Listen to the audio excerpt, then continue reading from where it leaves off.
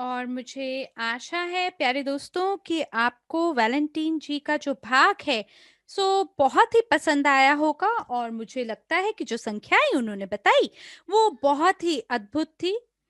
और इतनी इतनी अद्भुत थी कि जो कंपनी है वो सभी लाभों को साझा करती है अपने सभी भागीदारों के साथ। और ये एक ऐसी कंपनी है जो अपने कई भागीदारियों के साथ सभी लाभों को साझा करते हैं। वो लोग जो कि मूल्य समझते हैं हमारी कंपनी का। और क्यों मैं मूल्य के बारे में बात कर रहा हूँ, क्योंकि लोग ऐसे हैं यहाँ जो हमारी कंपनी के सिद्धांत को समझते हैं और उस जीविका शैली को समझते हैं जो कि एंड्रयू होवरोतोव जी ने सभी के सामने प्रस्तुत की हैं। तो एंड्रयू होवरोतोव जी विजनरी हैं, वो हमारी कंपनी के सीईओ हैं। और ये वो मानव हैं जो अपनी आंखों को बंद करते हैं तो वो 15% विश्व समुदाय का हमारी जनसंख्या में जुड़ता हुआ देखते हैं। और ये बहुत ही सरल हो जाता है किसी को भी चुनना। जब 15% वैश्विक जनसंख्या आपका अनुकरण करती है तो आप किसी का भी चयन कर सकते हैं और किसी से भी सहयोग प्राप्त कर सकते हैं। क्योंकि जब हमारी कंपनी बहुत बड़ी होगी तभी तो हम बहुत सारी उपलब्धियां हासिल करेंगे। लेकिन महत्वपूर्ण ये है कि हम ये समझे कि जो हमारी कंपनी है वो अपने आप में एक समुदाय है।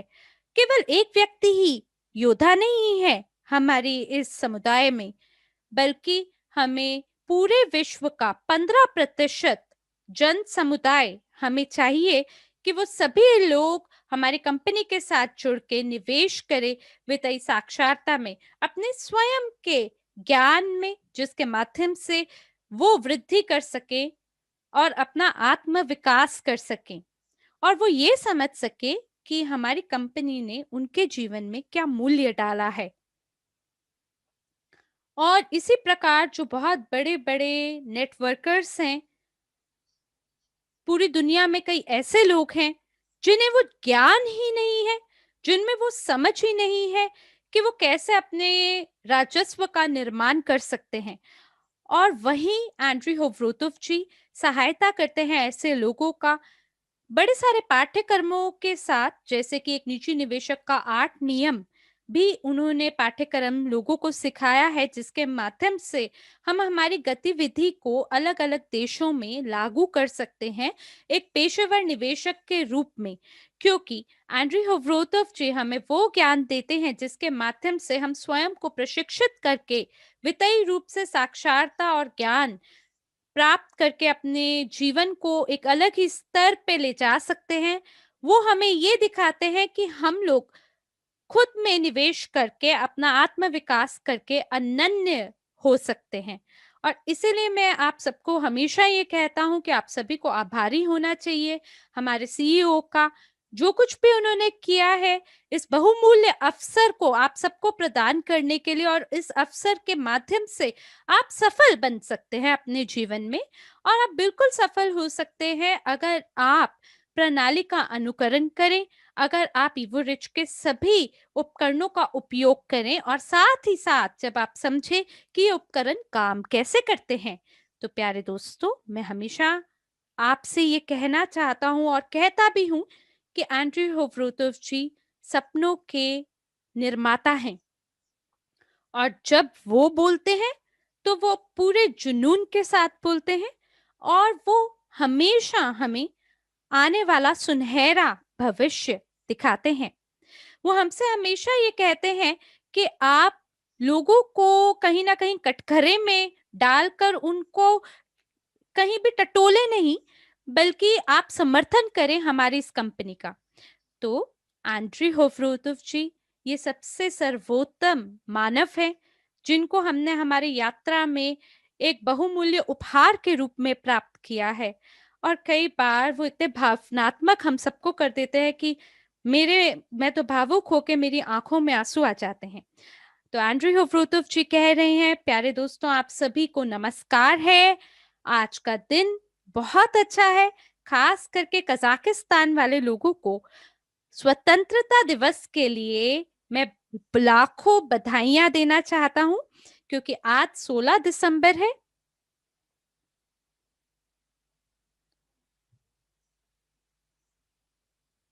और ये सभी नियमों का अनुकरण करते हुए 16 से 21 दिसंबर तक ये सबसे बढ़िया समय है जब आप बड़ी योजनाओं का निर्माण कर सकते हैं। इसलिए मैं आप सभी को आपको आगे बढ़ने के लिए प्रेरणा देना चाहूंगा कि आप अपने लक्ष्यों के लिए सकारात्मक रूप से आगे बढ़ें। और मुझे आशा है कि आप सभी मुझे बेहतरीन रूप से देख पा रहे हैं, सुन पा रहे हैं। तो आप सभी को दोबारा से शुभ संध्या मैं कहना चाहूंगा और स्वागत करना चाहूंगा आज के सत्र में। केवल 14 दिन बचे हैं न्यू ईयर की शुरुआत में, 9 दिन बचे हैं क्रिसमस आने में।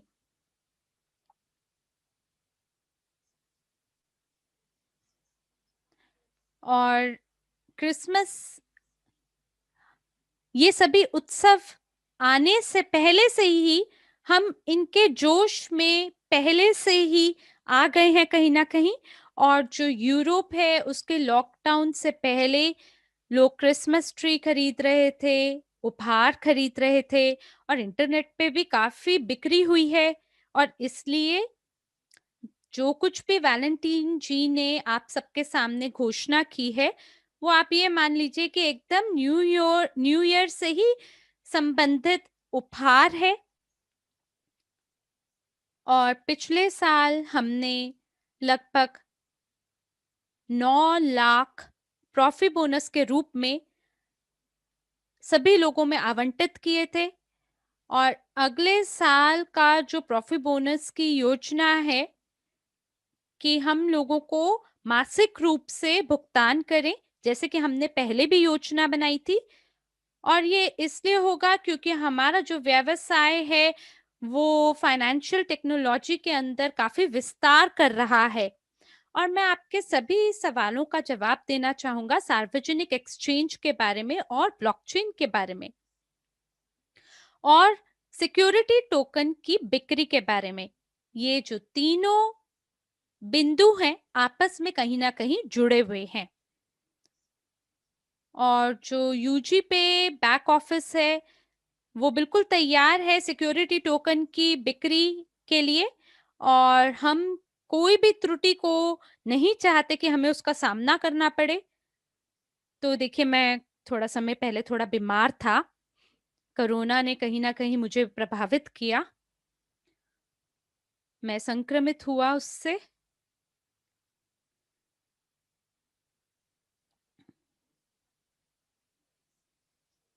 तो अब मेरे शरीर में एंटीबॉडी का निर्माण हो गया है। मैं 3 या 4 दिन अस्पताल में भी रहकर आया हूँ और मैंने काफी अध्ययन किया है कि क्यों ये जो कोरोना है ये क्यों उत्पन्न हुआ और कैसे फैला।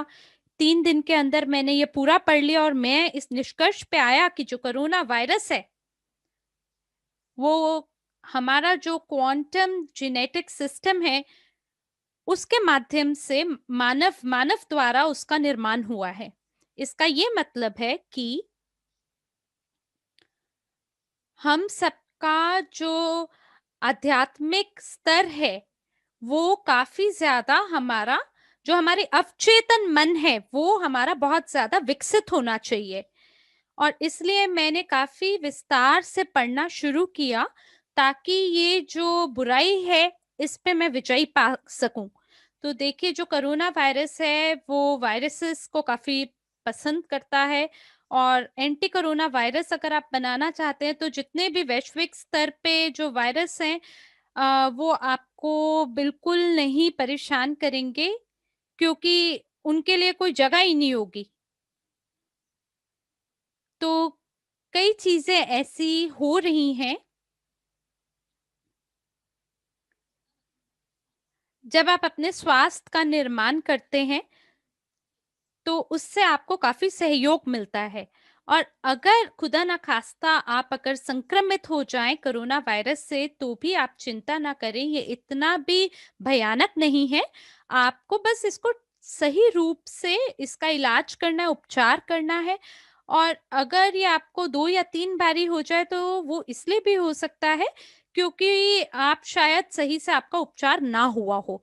तो आइए हम हमारे विषय के ऊपर आएँ कि कैसे जो ब्लॉकचेन और सिक्योरिटी टोकन का जो बिक्री है, ये सब आपस में तीनों बिंदु कैसे जुड़े हुए हैं। तो देखिए, एक्सचेंज का हमने निर्माण किया, हमने कंपनी को भर्ती किया ऑडिट के लिए, सार्वजनिक एक्सचेंज पे जाने के लिए, और जो ऑडिट है वो 1 या 2 दिन का समय नहीं लेगा। एक प्रारंभिक ऑडिट हमने चालू किया था, और मेरा ये हमारी ये एक हमारे मन में ये चिंता थी कि ये कैसे होगा, और उन्होंने ये बोला कि इसका जो 70 से 80% है इसको ट्रांसफॉर्म करना है, और खास करके जो साइबर सिक्योरिटी परेशानियां हैं उससे ये कहीं ना कहीं जुड़ा हुआ है, क्योंकि जो पब्लिक एक्सचेंज है उसके अंदर जो विकास करने वाले सभी विशेषज्ञ हैं, हो सकता है उन्होंने जानबूझ कर कुछ ऐसी चीजें करी जो कि उन्हें जो किसी भी विशेषज्ञ को नहीं करनी चाहिए, और जिसकी वजह से हमारा एक्सचेंज काफी ज्यादा वल्नरेबल हो गया। और जो पैसा है जो फिलहाल उपलब्ध नहीं है, उसकी मांग ज्यादा हो गई, और एक व्यक्ति को ये पता चला कि अच्छा इसमें कुछ गड़बड़ चल रही है, और उन्होंने उन्होंने इसका खुलासा किया।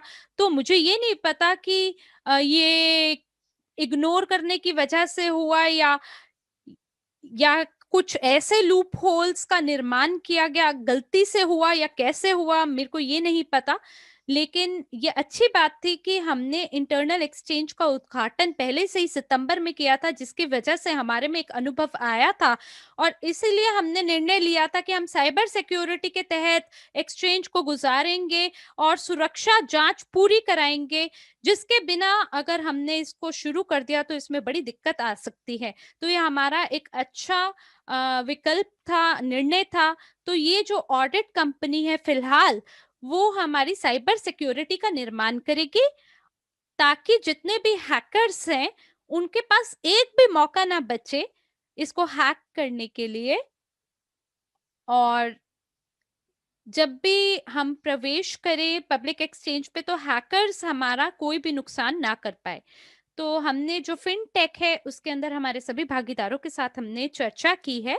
उन्होंने हमारी भुगतान प्रणाली का निर्माण किया है जिसका नाम ग्लोबल यूनिट पे है, और ये बिल्कुल ठीक रूप से किया गया है। देखिए, अगर कोई व्यक्ति मान लीजिए कि अगर कोई कीड़ा आता है या वर्म आता है तो उसे तुरंत ब्लॉक कर दिया जाता है और तुरंत उसको मार डाला जाता है। और अगर मान लीजिए फिर भी कीड़ा एक कमरे में आ जाए तो दूसरे कमरे को बंद कर दिया जाता है। तो ऐसे में काफी ज्यादा घुटन भरा माहौल हो जाता है। और हम लोग फिलहाल ऑडिट की प्रक्रिया में हैं। जनवरी में हमने वादा किया था आपसे कि ब्लॉकचेन और जो सार्वजनिक एक्सचेंज है उसका उद्घाटन किया जाएगा, और 11 जनवरी से जो टेस्ट सेल है क्रिप्टो टोकन की उसका उद्घाटन किया जाएगा, जिसके लिए हमने कुछ जांचकर्ताओं को भर्ती किया है, और हमारे जो सपोर्ट सर्विस हैं उनको भी हमने जो भी भुगतान प्रणाली है उसकी सभी लोग जांच करेंगे, और इसको सक्रिय किया जाएगा 5 से 7 जनवरी 2021 को सक्रिय किया जाएगा। और जहां तक भुगतान प्रणाली का सवाल है, वो सुविधाजनक रूप से इतना नहीं चल पाया, पर हमने सभी लोगों को भर्ती किया, उनको हमने वेतन भी दिया, लेकिन उन्होंने इसका नुकसान कर दिया, और इसकी वजह से हमें एक और सप्ताह देना पड़ गया ताकि हम नए निदेशकों को तलाश करें, उन्हें दोबारा से भर्ती करें। तो इसकी वजह से हमने बहुत ही ताकतवर पेशेवर लोगों को और कंप्लायंस ऑफिसर को भर्ती किया है अंततः, और वो लोग जिम्मेदार लोग हैं, और जो वेरिफिकेशन है उसकी उसकी प्रक्रिया को आगे बढ़ाएंगे, क्योंकि जो हमारे लोग हैं वो आपके इंडिविजुअल होंगे व्यक्तिगत रूप से, और लीगल एंटिटीज के रूप में सत्यापना यानी वेरिफिकेशन के माध्यम से गुजरेंगे। तो जो भुगतान प्रणाली है वो बिल्कुल कार्यक्षमता में है, फिलहाल हम उसकी जांच कर रहे हैं, और हम इसको इस तरह से कर रहे हैं कि वो जितने भी नेता हैं या जितनी भी कंपनियां फिलहाल आपस में जुड़ी हुई हैं, वो पहले काम करें, पहले आए, और ताकि ओवरलोड ना हो जाए हमारा रेगुलेटर, क्योंकि जितनी भी प्रक्रियाओं को हम कर रहे हैं, खास करके जो उपयोगकर्ताओं की वेरिफिकेशन से ताल्लुकात रखती है, उसको हम रेगुलेटर को ठीक से समझाएं और हम टाल सकें इस बात को कि एक सप्ताह के अंदर कहीं हमारे पास 10,000 लोग ना आ जाए और वो एकदम से संतुलन खराब ना करें। तो न्यू ईयर से पहले और न्यू ईयर के बाद में हम इसे सुगमता से या सरलता से आगे बढ़ाना चाहते हैं, और जनवरी से हम जो सेल है उसको आगे बढ़ाएंगे, और उसके बाद में जो उसके एक सप्ताह के बाद जो ब्लॉकचेन है जिसका हमने वादा किया है 19 से 20 जनवरी, और जो क्रिप्टो एक्सचेंज है, जब ब्लॉकचेन का जब उद्घाटन हो जाएगा और वो लोग जो तैयार हैं बेचना और खरीदना सीआरयू टोकन का, क्योंकि ब्लॉकचेन में ऐसे कई खाते हैं जहां पर आप एक टोकन को बेच सकते हैं किसी भी व्यक्ति को, और किसी भी वॉलेट में आप उसका हस्तांतरण कर सकते हैं, और ये पीयर टू पीयर बिक्री नहीं है। और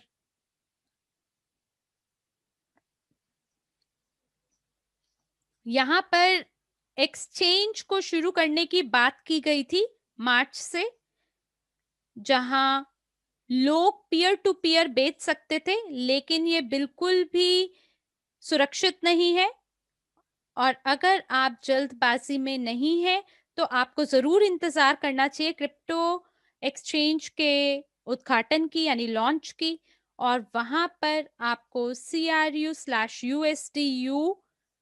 यूएस डॉलर, जो कि हमारा स्टेबल कॉइन है, एक यूएस डॉलर के बराबर, तो उसको हम शुरू करेंगे। और फिलहाल हमारी योजना है कि हम 4 जो जोड़े हैं उनका उद्घाटन करेंगे, यूएसटीयू और यूएनटीबी, और फिर बिटकॉइन, सीआरयू और इथीरियम। और अगर आपने समाचारों का अनुकरण किया होगा जो कि 1 घंटा पहले डाला गया है या छापा गया है, तो जो बिटकॉइन है वो 20,000 के मूल्य को पार कर गया है, जो कि एक बहुत ही दिलचस्प बिंदु हो सकता है, जो ये दर्शाता है कि अब बिटकॉइन जो है वो छलांग मारेगा और ज्यादा। और जैसे कि पहली भविष्यवाणी 2017 में की गई थी कि ये 1 लाख पार करेगा, लेकिन उस समय उसमें काफी घाटा हो गया। लेकिन अब 2021 में हम ऐसी स्थितियों को भी देखेंगे जहां इसमें वृद्धि हो। क्यों? क्योंकि जो आपातकालीन स्थिति है वो जनवरी पिछले साल शुरुआत हुई, सभी आपातकालीन स्थितियों की, और जहां पे मिस्टर बाइडेन जो है वो यूएस के प्रेसिडेंट बने, और ये जो आपका क्राइसिस है ये आगे बढ़ा चलता रहेगा, और मेरे ख्याल से ये आने वाले 2 या 3 सालों तक भी खिंच सकता है। और अगर आपको याद हो द ग्रेट डिप्रेशन के बारे में 1929 में जो हुआ था, और ये जानबूझ के किया गया था ताकि जो भी व्यवसाय है वो फाइनेंशियल एम्परर से छीना जा सके, और इसकी वजह से जो लोगों का अवचेतन स्तर है वो काफी ज्यादा उसमें गिरावट आई, और अब वैसी ही स्थितियां दोबारा से बनने जैसा कुछ माहौल लग रहा है। लेकिन मैं फिर भी मुस्कुरा रहा हूं, क्योंकि इन आपातकालीन स्थितियों में भी जो भी हमारी टीम है सभी नेताओं की, वो इसको कहीं ना कहीं इसके साक्षी है, और हम लोग सभी ऐसी आपातकालीन स्थितियों के लिए हमने पहले से ही ये देख लिया था कि ऐसी दिक्कत भविष्य में आर्थिक तंगी आने वाली है, और इसीलिए जो वर्ल्ड सीआरयू है, ये जो टोकन है, इसको बहुत जल्दी ट्रेड किया जाएगा, और आने वाले 3 महीना के अंदर ये एक ऐसी स्थिति में होगा जहां जहां पे बिटकॉइन और इथीरियम है, और उसके 1 साल के बाद जब वर्ल्ड सीआरयू को ट्रेड किया जाएगा तो जो न्यूनतम शुल्क है वो $10 होगा एक्सचेंज पर। और जहां तक आप पूंजीकरण की बात करते हैं, वो भी उसमें भी बहुत वृद्धि होगी। और सबसे महत्वपूर्ण बात यह है कि जो हमारे टोकन है वो अलग कैसे हैं बाकी टोकन से, क्योंकि जो हमारे टोकन है वो वास्तविक संपत्ति से बैकअप है। तो आप एक हाथ से ये कह सकते हैं कि देखिए हमने काफी ज्यादा तो नहीं किया, 1.5 मिलियन प्रति वर्ष किया है 70 मिलियन लगाने के बाद। तो एक साल के अंदर हमने केवल 10 मिलियन और जोड़ा, जो कि मतलब 20 मिलियन से थोड़ा कम हमने और जोड़ा। तो 74 मिलियन से 1.5 मिलियन को डिवाइड करके हम गुणा कर दें 100 से, तो हमें 2% यानी 2% प्रति वर्ष मिलता है। और ये औसतन यानी एवरेज संकेतक है किसी भी यूएस कंपनी का। यूएस कंपनियों का 1.9 होता है या 1.2% होता है प्रति वर्ष, यानी कि ये जो ब्याज है ये बहुत कम रहता है बाकी कंपनियों का, लेकिन हमारा लक्ष्य बहुत बड़ा है। और 2021 के लिए जो हमारे लक्ष्य हैं उसके बारे में मैं आपको बताना चाहूंगा कि क्यों हम फिनटेक के अंदर निवेश कर रहे हैं। और हम इसे पूर्ण रूप से इसका नियंत्रण करेंगे, और ये बिल्कुल आपकी गारंटेड आय है, और जिसके बारे में वैलेंटीन जी ने आपसे पहले ही बात की है। वो स्विट्जरलैंड जाने वाले हैं और वो एग्जीक्यूटिव ऑफिसर होंगे हमारे ग्लोबल यूनिट पे के, और बहुत जल्द वो अपनी भूमिका को आगे बढ़ाएंगे। तो मैं बहुत ही रोमांचित हूँ, बहुत ही उत्सुक हूँ कि उन्होंने ये पद को संभाला, क्योंकि ये बहुत ही गंभीर पद है। क्योंकि सभी जो भुगतान प्रणाली है, सभी सभी जो भुगतान है वो हमारी भुगतान प्रणाली के माध्यम से होंगी। और जितने भी बाकी भुगतान है वहां पे हमने 10% का निवेश किया पैसा प्राप्त करने के लिए, लेकिन जब आप अपने बैंक कार्ड के माध्यम से भुगतान करते हैं तो आप 4% और देते हैं। तो हमने और 6% डाला, तो कुल मिला के ये 10% हुआ, और ये अपने आप में देखिए बहुत ज्यादा है। और जो सबसे ज्यादा अधिकतम दर है बाकी कंपनियों के लिए वो 8% होगा इस क्षेत्र में। और हमारी कंपनी के लिए सबसे अधिकतम ये 6.5% होगा। लेकिन क्योंकि ये एक भुगतान प्रणाली है, और जब आप इस तक पहुंच बनाएंगे तब आप ये देखेंगे कि जब आप निजी निवेशक अकादमी में जाते हैं या इवो रिच ग्रुप में जाते हैं या किसी और परियोजना को देखते हैं हमारे बैक ऑफिस में, तो जो भुगतान प्रणाली है वो केवल यही भुगतान प्रणाली होगा ग्लोबल यूनिट पे, जो कि आपको उपलब्ध होगा। और ये जो भुगतान प्रणाली है ये सक्षम बनाएगा हम सबको पैसा कमाने के लिए और लाभांश कमाने के लिए। तो बाकी जो भुगतान प्रणाली है उसका उपयोग करके हम केवल पैसे को खर्चते हैं, यहाँ तक कि जो विड्रॉ हम करते हैं कार्ड से उसमें भी कमीशन आपसे शुल्क लिया जाता है, 4% का जो शुल्क है सो लिया जाता है। और ये अपने आप में एकदम एकदम अलग प्रणाली है, लेकिन यहाँ पर हम अपनी स्वयं की आय कमाएंगे। और अगर औसतन रूप से हम देखें तो हमने गणना की और हमने ये देखा कि आपको बिल्कुल आपके लिए मुमकिन हो पाएगा कि आप अपने बैंक कार्ड के माध्यम से भुगतान कर सके और रेगुलर पेमेंट सिस्टम से भी भुगतान कर सके। तो हमने ये देखा कि आप काफी ज्यादा पैसा बचाएंगे जब आप बैंक कार्ड से भुगतान करते हैं, तो ये सीधा आपके खाते में आता है। लेकिन हम फिर भी इस विकल्प को कम से कम इस्तेमाल करना चाहते हैं, क्योंकि इसमें 10% लगेगा जो कि आपके लिए रोलिंग स्टॉक की तरह होगा 120 दिनों के लिए। और यही तो वो करते हैं, अधिकतर वो 180 दिन के लिए इसे करते हैं। और वो क्या करते हैं, बस इसे फ्रीज कर देते हैं और उसको बस पकड़ के रख लेते हैं, क्योंकि उन्हें लगता है कि ये शायद उनका पैसा है जिसे वो रोक सकते हैं, ताकि वो कोई भी किसी भी घोटाले से बच सकें। लेकिन ये जो प्रणाली है ये हमारी भुगतान प्रणाली होगी और कोई भी इस पैसे को होल्ड नहीं करेगा। तो चाहे आप हमारी कंपनी को निजी निवेशक अकादमी से आते हैं या सिक्योरिटी टोकन से आते हैं या डिजिटल डबल से आते हैं, इससे कोई फर्क नहीं पड़ता कि आप कहाँ से प्रवेश कर रहे हैं हमारी कंपनी में, इवो रिच में आपको हस्तांतरित किया जाएगा हमारी भुगतान प्रणाली से और आपको केवाईसी की प्रक्रिया से गुजरना होगा, जो कि बहुत सरल होगा। आपको बस सेल्फी लेना है अपने पासपोर्ट के साथ, अपने सर को दाएं और बाएं घुमाना, और इस प्रकार से बस सरलता से आपका वेरिफिकेशन हो जाएगा। और जो ग्लोबल पास है वो सभी जोखिमों को टटोलेगा। अगर आप अगर आप ईस्टर्न यूरोप में जाते हैं या किसी और देश में जाते हैं तो मीडियम रिस्क होगा, और जो सार्स देश है उसके अंदर बड़ा जोखिम होगा। तो जो बड़े जोखिम वाली देश है उसमें 6.5% कमीशन है, लेकिन आपके पास अपने खुद का बैंक का खाता होगा। और जब लोग मुझसे पूछते हैं या मुझे बोलते हैं कि एंड्रे, हमारे पास ऐसे लोग हैं जिनके पास साफ पैसा है, जैसे 2 मिलियन 3 मिलियन, और वो बस तैयार है निवेश करने के लिए, जैसे ही सुरक्षा टोकन का उद्घाटन होगा, तो क्या वो निवेश कर पाएंगे? हाँ हाँ, बिल्कुल कर पाएंगे। और धन्यवाद है हमारी भुगतान प्रणाली का, जिसकी वजह से कोई भी पैसे को फ्रोज यानी फ्रीज नहीं किया जाएगा, और आप अपने खुद का बैंक खाता खोल पाएंगे। तो आपको क्या करना है कि बजाय कि आप पैसे को थर्ड पार्टी में डालें, आप उस पैसे को अपने स्वयं के बैंक खाते में डाल पाएंगे, लेकिन एक अलग भुगतान प्रणाली का उपयोग करते हुए। तो इसलिए कोई भी जो पैसा है वो फ्रीज नहीं होगा किसी भी गैर एंटी मनी लॉन्ड्रिंग प्रक्रिया के तहत या किसी भी और घोटाले की वजह से। तो जो कमीशन है वो 1 से 1.5% तक लिया जाएगा, और ये जो कमीशन है ये भी आपकी भुगतान प्रणाली को ही दिया जाएगा।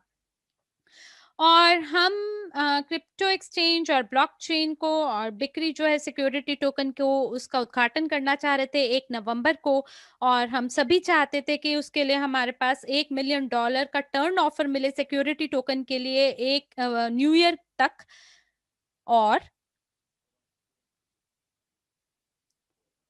20 से 1 लाख बिलियन डॉलर तक कम से कम हम बिक्री कर सकें, और जो 50% है उस बिक्री का वो खरीद में लगे, संपत्ति की खरीद में।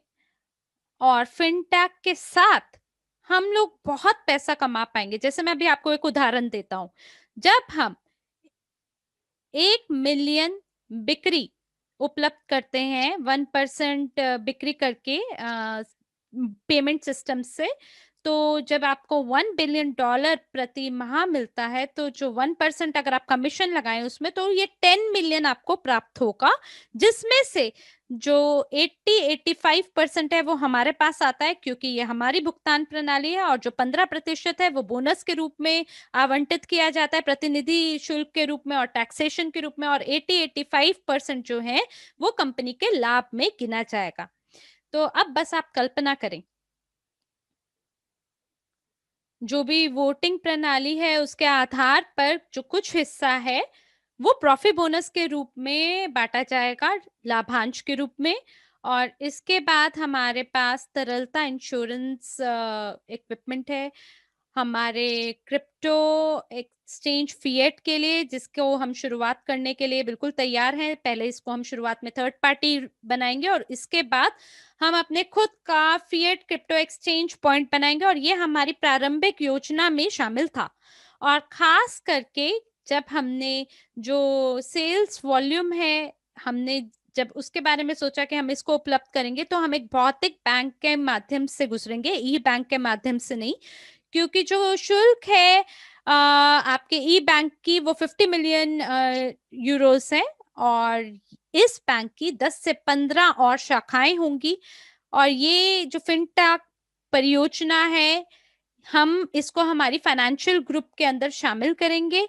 और जब हम इन सभी प्रणालियों के साथ काम करेंगे, तो हमें यकीनन एक गारंटेड आय प्राप्त होगी बिक्री वॉल्यूम से कम 1% तक। तो 1% आने वाले पैसे के लिए, और 0.51% बाहर जाने वाले पैसे के लिए, आउटगोइंग मनी के लिए।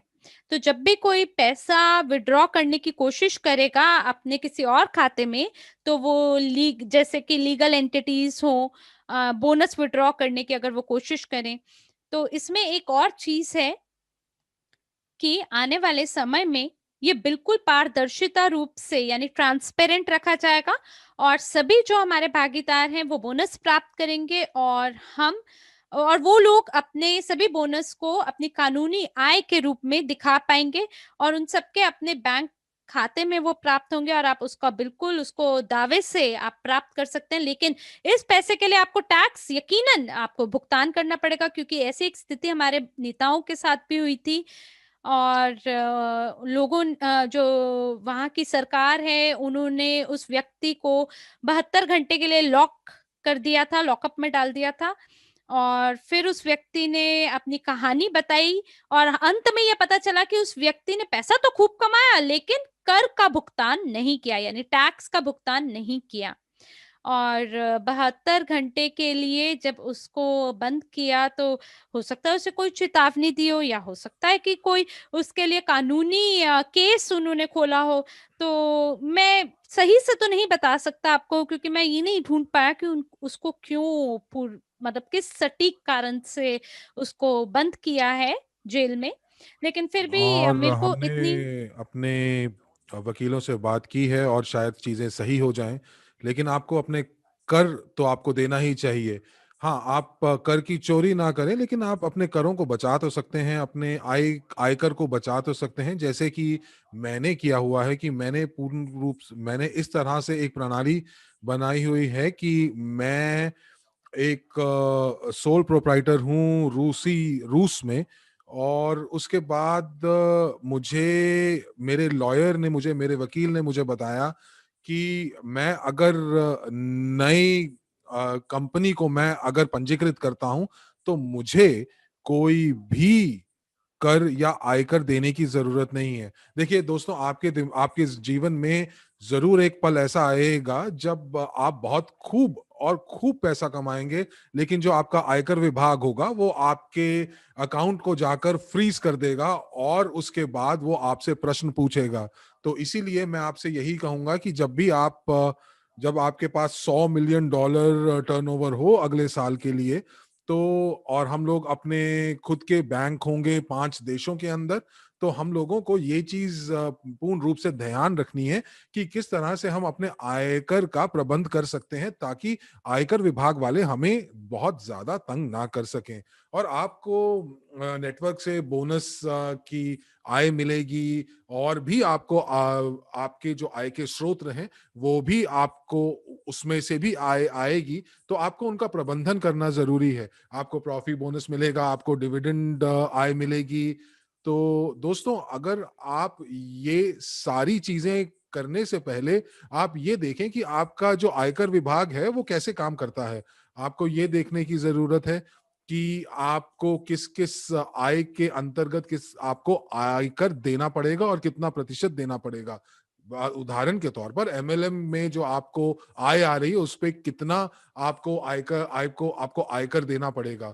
हो सकता है कि आप अगर किसी कंपनी के प्रतिनिधि नहीं हैं, तो आपको आपको अगर डिविडेंड मिल रहा है प्रॉफिट बोनस से, तो आपको बताना पड़ेगा अपनी आयकर विभाग को। पहले तो वो आपको कुछ भी नहीं कहेंगे, लेकिन धीरे धीरे जब आपकी आय बढ़ती जाएगी तो ये आयकर विभाग आपकी तरफ आकर्षित होगा।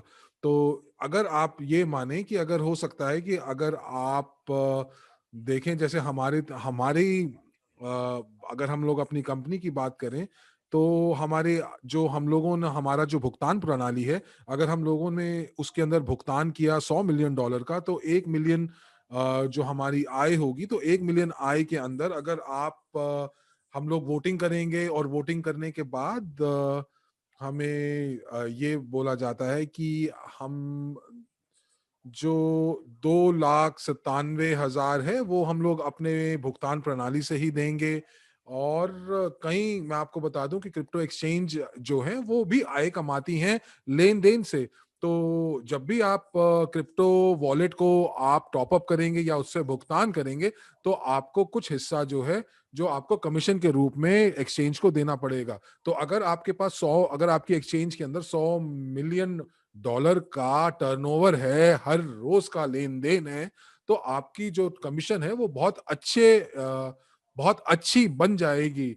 और 2021 में हम यही चाहते हैं कि हम लोग अपने खूब सारे एड्यू कैफे भी खोलें। हमारा जो बिजनेस प्लान है, व्यवसाय की जो योजना है, उसके अंदर भी हम लोगों ने ये बात कही है कि हम लोग एड्यू कैफे रेस्टोरेंट्स खोलेंगे, और हर एक रेस्टोरेंट के अंदर हम लोगों को कम से कम 2 लाख डॉलर, 2,000 डॉलर की आय हर एक रेस्टोरेंट से होगी, और 3 महीने के बाद हम बात करें तो कम से कम 5,000 की आय तो हमारे पास होगी होगी।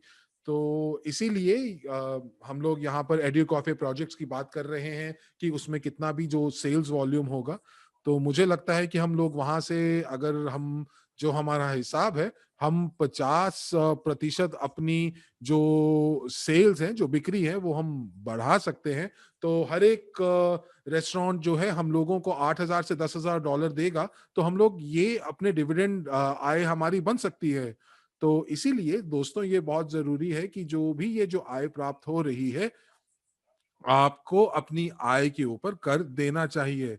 तो कई बार लोग बोलते हैं कि मेरे जो भी आय हो रही है उसको ऐसी जगह से मुझे दीजिए, या ऐसी जगह पर लेकर जाइए जहां पर मुझे कर ना देना पड़े। तो दोस्तों, इस विश्व में, इस धरती के ऊपर वाकई ऐसी कोई जगह नहीं है जहां पे आपको कर अपनी आय पर ना देना पड़े।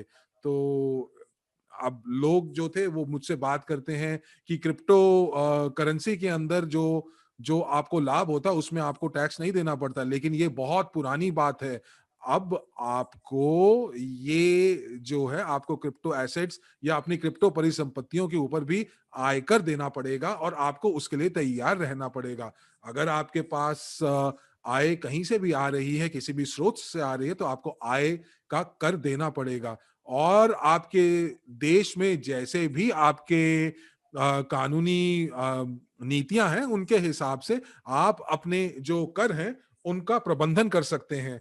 तो कई बार तो ऐसा भी होता है कि आपने इस तरह से प्रबंधन किया कि जो आयकर विभाग है उसको आपको रिफंड देना पड़ता है। तो आपको ये सब चीजें सोचनी पड़ेंगी, ये सब चीजें आपको बात करनी पड़ेगी अपने वकील से, वित्तीय वित्तीय विश्लेषण से, वित्तीय विश्लेषक से। तो आपको ये सब चीजें बात करनी पड़ेगी। तो आज की तारीख में, अगर मैं, मेरा एक दोस्त है जो अमेरिका में है, और वो वाकई में वो उसका बहुत अच्छा प्रबंधन कर रहा है अपने करों का।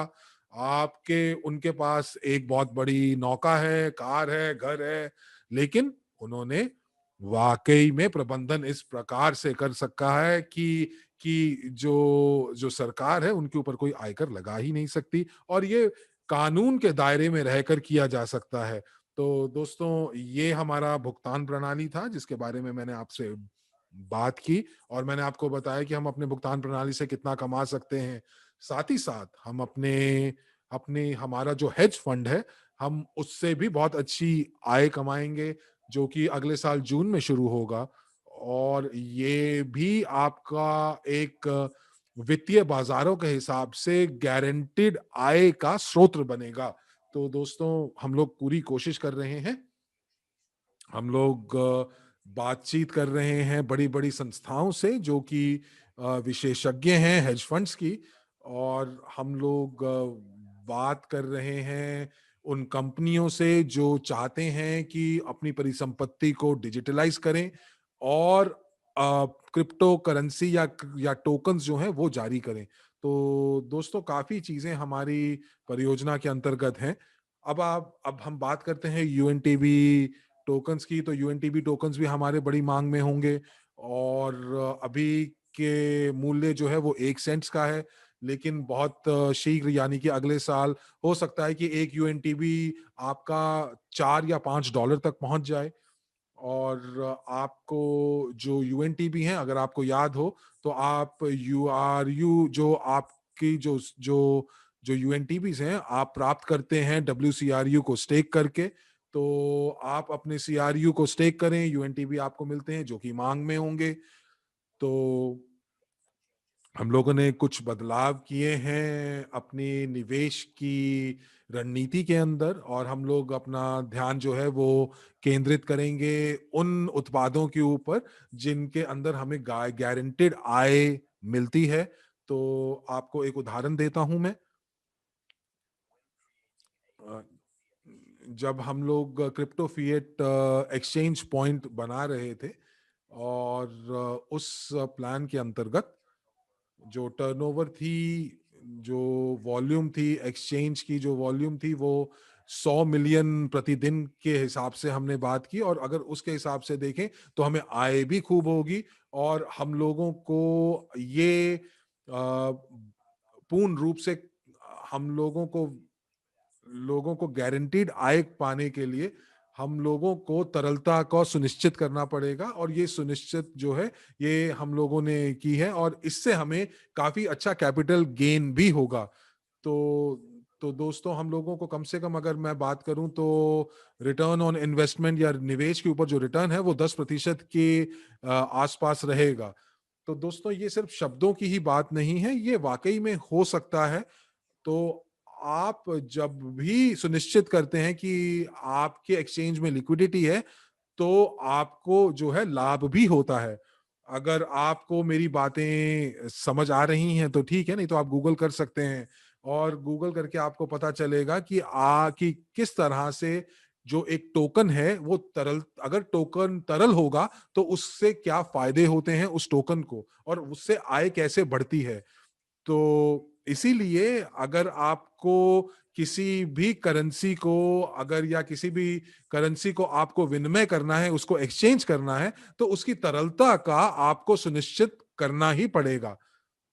क्योंकि अगर ये सुनिश्चित आप करते हैं कि ये तरल है, तो तो इसका मतलब ये है कि जो भी खरीद फरोख्त हो रही है एक्सचेंज के अंदर, वो बहुत आराम से हो रही है। जब मैं छोटा था तो मुझे इसके बारे में पता चला, और जैसे कि मुझे याद है कि मैं पोर्ट से जाकर जब मैं डॉलर को रूबल में बदलता था, तो डॉलर को रूबल में जब बदलता था उस समय मुझे कुछ रेट मिलता था, और अगर जब मैं रूबल को वापस डॉलर में किसी एक्सचेंज में बदलता था तो उससे मुझे कुछ आय होती थी।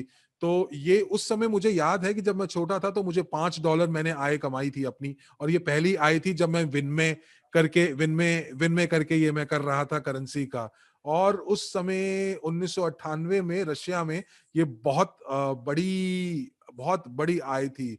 तो ये जो था, ये खरीद फिरौत का मेरे लिए मूल था। इससे ये आप कह सकते हैं कि मैंने का खा गा जो सीखा था खरीद फिरौत का, ट्रेडिंग का, ये मैंने वहीं से सीखा था। तो अच्छा, मैं कहाँ था? हाँ, मैं बात कर रहा था कि वित्तीय संस्थाएं जो हैं वो बहुत आपको एक सुनिश्चित करती हैं कि आपको गारंटेड आय मिलती रहे। और अगर आप इसी क्षेत्र के अंदर निवेश करते हैं और दिमाग लगाकर निवेश करते हैं तो आपको वाकई फायदा होगा। पर कई बार परिस्थितियां ऐसी हो जाती हैं, जैसे उदाहरण के तौर पर कोई मुझे कहता है कि देखिए, आप बैंक में काम करते हैं और मेरे पास डॉलर्स हैं, तो आप कितना मुझे डॉलर्स के बदले में देंगे? और मैं कहूंगा कि ये रेट मैं आपको दूंगा। तो मैं उनसे पूछूंगा कि आपको ये क्यों चाहिए? तो वो मुझे बताते हैं कि मैं किसी और पार्टी को ये पैसे देना चाहता हूं, तो ये मुझे जो है वो दूसरे बैंक में ये पैसे जमा कराने पड़ेंगे। और ये जो बैंक के अंदर ही जो लेन देन चलता रहता है, एक बैंक से उठा के दूसरे बैंक में जमा करना, इसमें 20 से 25% जो है वो बैंक कमाता है। और इसीलिए जो बैंक है उसकी जो आय है वो बढ़ती है, और ये वाकई एक बहुत अच्छा आय का तरीका है। तो मैं कभी सोचता हूं कि इतना ज्यादा जो इंटरेस्ट रेट के ऊपर बैंक हम लोगों को क्यों पैसे देता है? क्योंकि ये जो फॉरेन एक्सचेंज है, ये उनको पता होता है कि उनको अंदर से अंदरूनी जानकारी होती है कि शुक्रवार की रात को डॉलर इतने पे बंद होगा, और सोमवार को सुबह में जब डॉलर खुलेगा तो उसके दौरान में वो बहुत सारे पैसे कमा लेते हैं। और ये इनको इसलिए पता होता है क्योंकि उनको अंदर की इनसाइड इंफॉर्मेशन होती है। और ये जो चीज है ये हर जगह चलती है। और इसीलिए जब मुझे याद है मैंने अपने पहले $5 कमाए थे तो मैंने इसी तरीके से कमाए थे। और मैं यही कहूंगा कि जब हम लोग बड़ा सोचते हैं तो हमारे जब अपने बैंक होंगे, तो हमारे जो बैंक होंगे वो एक दूसरे के साथ लेन देन करेंगे। और जो बैंक हैं वो दो तरीके से आय कमाते हैं। पहले तरीका क्या है? पहले वो लोगों को लोन देते हैं और लोगों को लोन देकर वो उनसे पैसे कमाते हैं, लेकिन हम लोग ये नहीं करना चाहते। हम लोग बस ये चाहते हैं कि हम लोग अपनी कंपनियों को पैसे दें दूसरे देशों के अंदर, और जो हम लोगों को उससे लाभ होगा वो हम लोग अपने नेटवर्क के अंदर आवंटित करेंगे, हम उसको अपने नेटवर्क के अंदर बांटेंगे। और आप यहाँ पर क्या कर रहे हैं? आप यहाँ पर कुछ भी लेन देन कर रहे हैं वो आपके अपने बैंक में हो रहा है, और जो आपके लेन देन से आय हो रही है वो वापस आपको प्रॉफिट बोनस के रूप में मिल रही है। तो दोस्तों, हम लोग ये सब चीजें जरूर करेंगे। और मुझे पता है कि हमारी जो प्रतिस्पर्धा है अगले 10 सालों में किन लोगों से या किन संस्थाओं से होने वाली है। हमें ये समझना पड़ेगा कि हमें अपने ही ग्राहकों को पुरस्कृत करना पड़ेगा। अगर हम अपने ग्राहकों को पुरस्कृत करके खुश नहीं कर रखेंगे तो हम इस खेल से बाहर हो जाएंगे। और मैंने पिछली बार भी बोला कि बहुत सारी कंपनियां जो हैं वो अपने ग्राहकों को खुश नहीं रखना चाहती हैं। अली बाबा वो डिविडेंड नहीं देना चाहते हैं। इस समय उनके पास इतना पैसा है, 2016 से 2018 में उन्होंने खूब पैसा कमाया, लेकिन वो जो है वो पैसा अपने ग्राहकों के बीच में बांटना नहीं चाहते हैं, अपने क्लाइंट्स को नहीं देना चाहते, वो उनको डिविडेंड नहीं देना चाहते, वो ये करना ही नहीं चाहते, वो अपनी आय को बांटना ही नहीं चाहते हैं, उसको साझा ही नहीं करना चाहते हैं अपने ग्राहकों के साथ। वो कहते हैं कि आप हमसे और शेयर लीजिए, हम कहते हैं कि हमें शेयर नहीं चाहिए। तो दोस्तों, मैं ये समझ पा रहा हूं साफ तरीके से कि अगले 10 साल के अंदर वो कंपनियों से हमारी प्रतिस्पर्धा होगी जो जो अपने ग्राहकों को खुश रखते हैं। फेसबुक ने उदाहरण के तौर पर अगर आप देखें तो वो फेसबुक लिब्रा टोकन बनाना चाहते थे, और उसके बाद बड़ी बड़ी कंपनियां जैसे अमेजोन और किसने और टेक कंपनियों ने भी कोशिश की कि वो अपनी क्रिप्टो करेंसी बनाना चाहें, और ये कंपनियां वो ऐसी कंपनियां हैं जो ग्राहक की मांग का ध्यान रखती हैं। और जो एसईसी है उन्होंने उसको लिब्रा को उन्होंने उसको खारिज कर दिया। क्यों? क्योंकि उन्होंने पहले पैसे ग्राहकों से उठाए और उसके बाद वो एसईसी के पास गए, जो कि सही तरीका नहीं था। पर मुझे लगता है कि फेसबुक जो है वो इस विचार को जाने नहीं देगी कि उनको अपनी क्रिप्टो करेंसी चाहिए, और मुझे लगता है कि आने वाले समय में फेसबुक हमारी एक सीधी प्रतिस्पर्धा होगी और बनेगी। 1 मिनट मुझे दीजिए, मैं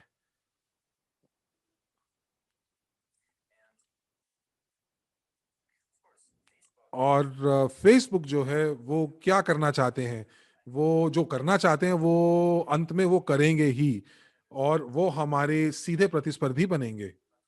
लेकिन हम लोग उनसे काफी आगे होंगे, क्योंकि हम लोग हमेशा अपनी आय जो है वो साझा करेंगे। जैसे कि आपने वैलेंटीन की रिपोर्ट में देखा, हमने एवेंटी से पैसे कमाए क्योंकि हमारे पास $5 लाख हमारी आय हुई थी, और वो हमारे पार्टनर्स के पास वापस जाएंगे।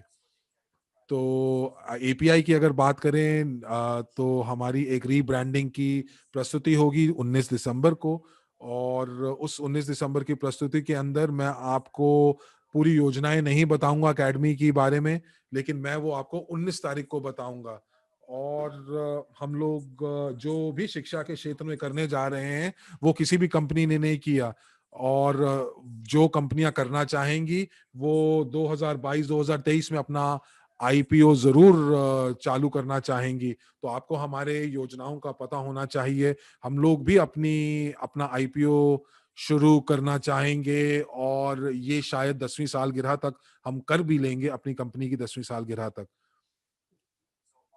तो 19 तारीख को दोस्तों, मैं आपको सारी योजनाएं बताऊंगा एपीआई के अंतर्गत। तो आपको वहां पे मौजूद होना है। तो मैंने अब आपको क्या क्या बता दिया, मैंने ब्लॉकचेन के बारे में बता दिया, और क्या बात की। जो लोग योजना बना रहे हैं कि अपने टोकन्स को सस्ते में बेचना, मुझे नहीं पता कि जब हम लोग अपने एक्सचेंज खोलेंगे तो उस समय मूल्य क्या होगा, शायद 20 सेंट्स का होगा। लेकिन 20 सेंट मैं आपको ये बता सकता हूँ कि 20 सेंट तक मूल्य रुकेगा नहीं। मुझे लगता है कि 1 या 2 दिन और उसके बाद वो बढ़ना शुरू हो जाएगा। और बहुत सारे जो निजी निवेशक हैं और जो संस्था निवेशक हैं, बड़े निवेशक हैं, वो सीआरयू का इंतजार कर रहे हैं, क्योंकि वो सीआरयू को फिर स्टेक करेंगे 8% में या 2.5 के ऊपर, और उसके बाद मूल्य जो है वो बढ़ेगा और हम लोग उसको नीचे नहीं लेके आ पाएंगे। और जो ये मूल्य है, अगर आप लोग उसको बेचना चाह रहे हैं बहुत जल्दी और बहुत सस्ते में, तो दोस्तों मैं आपसे बात कर रहा हूं। तो आप ये मान के चलें कि आपके पास एक ऐसी मुर्गी है जो कि आपको सोने के अंडे देती है, और आप ये जान लें कि ये जो सोने के अंडे हैं, उनमें से भी मुर्गियां निकलेंगी और वो भी सोने के अंडे देंगी। तो अब आप क्या करना चाह रहे हैं? आप पहली सोने की मुर्गी को ही बेचना चाह रहे हैं। मुझे नहीं लगता कि ये बहुत अच्छा विचार है। तो अगर आपको गोप्रो में मेरी जो, अगर आपको याद हो, जो मैंने भाषण दिया था गोप्रो के अंदर, और लोगों ने जब मुझे सुना और उन्होंने ये देखा कि हम लोग क्या कर रहे हैं, और वो वाकई जान पाए कि नेटवर्क मार्केटिंग क्या है, और इसीलिए नेटवर्क मार्केटिंग जो है वो मेरे दिल के करीब है। और हमारा जो पेशेवर नेटवर्क है, वो ही सिर्फ ऐसा नेटवर्क है जो कि निवेश करता है, जो अपने आप अपनी बढ़ोतरी सुनिश्चित करता है, जो कैपिटल गेन्स प्राप्त करता है।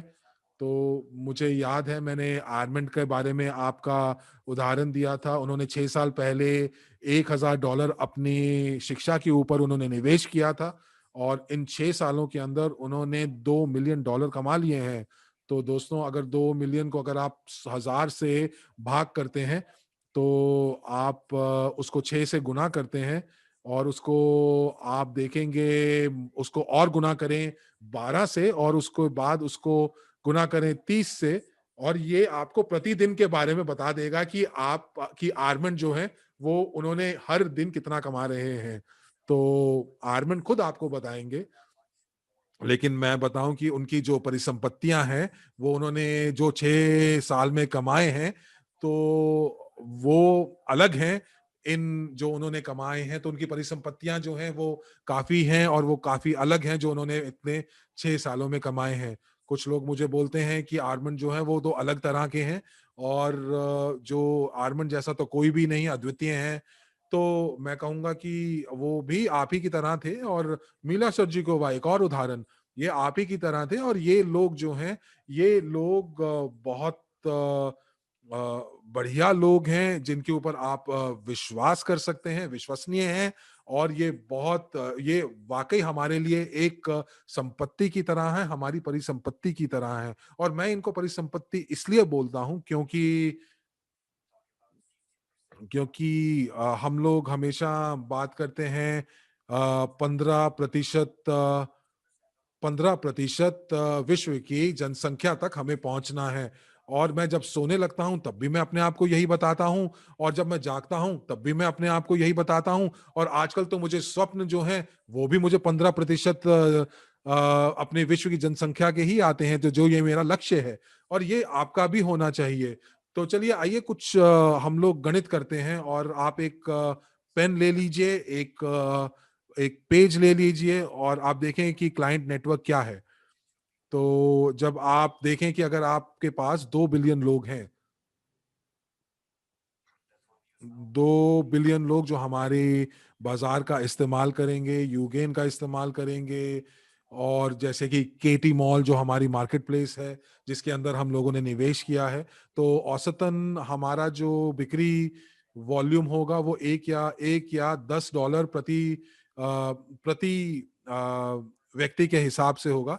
तो अगर आप 2 बिलियन को डालते हैं, गुणा करते हैं 10 से, तो ये 20 बिलियन प्रतिदिन के हिसाब से होगा। और ये हमारे पारिस्थितिकी तंत्र का, यानी कि इकोसिस्टम का हिस्सा होगा। तो यानी कि अगर आप बात करें तो $1 पे 10 सेंट्स। लेकिन